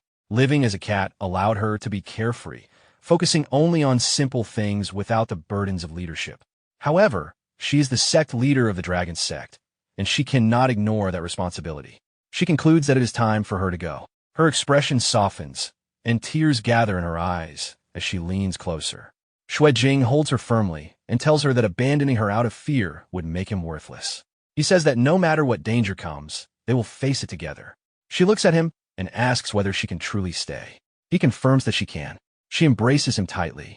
At that moment, his internal system registers a sharp increase in favorability and a significant rise in charm-related experience, pushing the charm technique to a higher level. He notes that the increase is far greater than usual. Typically, such growth is modest. Looking at Wainer holding him closely, he begins to suspect that her emotional state is directly influencing the synchronization process. He tells her that he needs to discuss something important. She looks at him, confused. After he explains his observations about the system feedback and emotional fluctuations, she considers it carefully. She concludes that when her emotions intensify, it likely accelerates the fusion progress with the cat-tail ring, eventually leading to incarnation as Batet. Jing awkwardly explains that it is not just any emotion that advances the fusion, but a specific kind, similar to what she experienced during their first fusion in the bathtub. Wainer immediately blushes in surprise. Her expression shifts to caution as she asks what he intends to do. He clarifies that it is not about what he wants, but whether she is willing. He emphasizes that he is asking if she wants to actively receive and control this power. She moves slightly away on the sofa and asks what he means. He explains that so far, those who incarnated as Batet have not shown abnormalities and have only gained strength. Since they are already making enemies of a large organization like Khan's security, increasing their available strength is a practical consideration. Hearing this, Wainer realizes he is treating the matter seriously rather than impulsively. She asks whether the source of the cat-tail ring is reliable. He answers that he believes the person who provided it had no reason to deceive him. After a brief pause, she suddenly pushes him back onto the sofa and climbs over him, saying that if that is the case, they should try immediately. He asks her to wait, but she clarifies that her decision is based on practical reasoning. More strength means greater security. He tells her there is no need to explain. She then asks how they should proceed. He suggests recreating the conditions from that earlier day. She nods. They enter the bathtub together. Wainer takes his hand and lightly scratches it. The cut opens easily due to her increased strength. Jing endures the sting without reacting outwardly. She leans against his chest, resting her head there, quietly wondering whether anything is happening. At that moment, the relic on her tail begins to glow faintly. Jing observes the change and gently holds the cat-tail ring. As he focuses, he senses a subtle trace of divinity within it. He realizes that deepening the fusion involves extracting the divine power belonging to the foreign god Batet contained inside the relic. If Batet is a deity, then divinity existing within the artifact is logical. Wainer looks up and says she feels slightly stronger. He confirms that he sensed the change as well. With his current physical condition, an ordinary blade might struggle to injure him, yet her casual scratch broke his skin easily. Seeing the wound, she apologizes. He tells her not to worry and asks whether the enhancement is purely physical or if she senses any additional abilities. As the absorption continues at a slow pace, she concentrates and identifies another power. In their terminology, it is called Serpent-Slaying Vanguard. Batet, known as the Wildcat War Goddess, bears the title Serpent Slayer after defeating the Chaos Serpent Apep. Because of this, she possesses a restraining effect against snake-related beings. Jing questions what qualifies as snake-related. Wainer smiles and points out that dragons and snakes share similar traits. By that logic, even techniques associated with dragons could fall within her restraint range.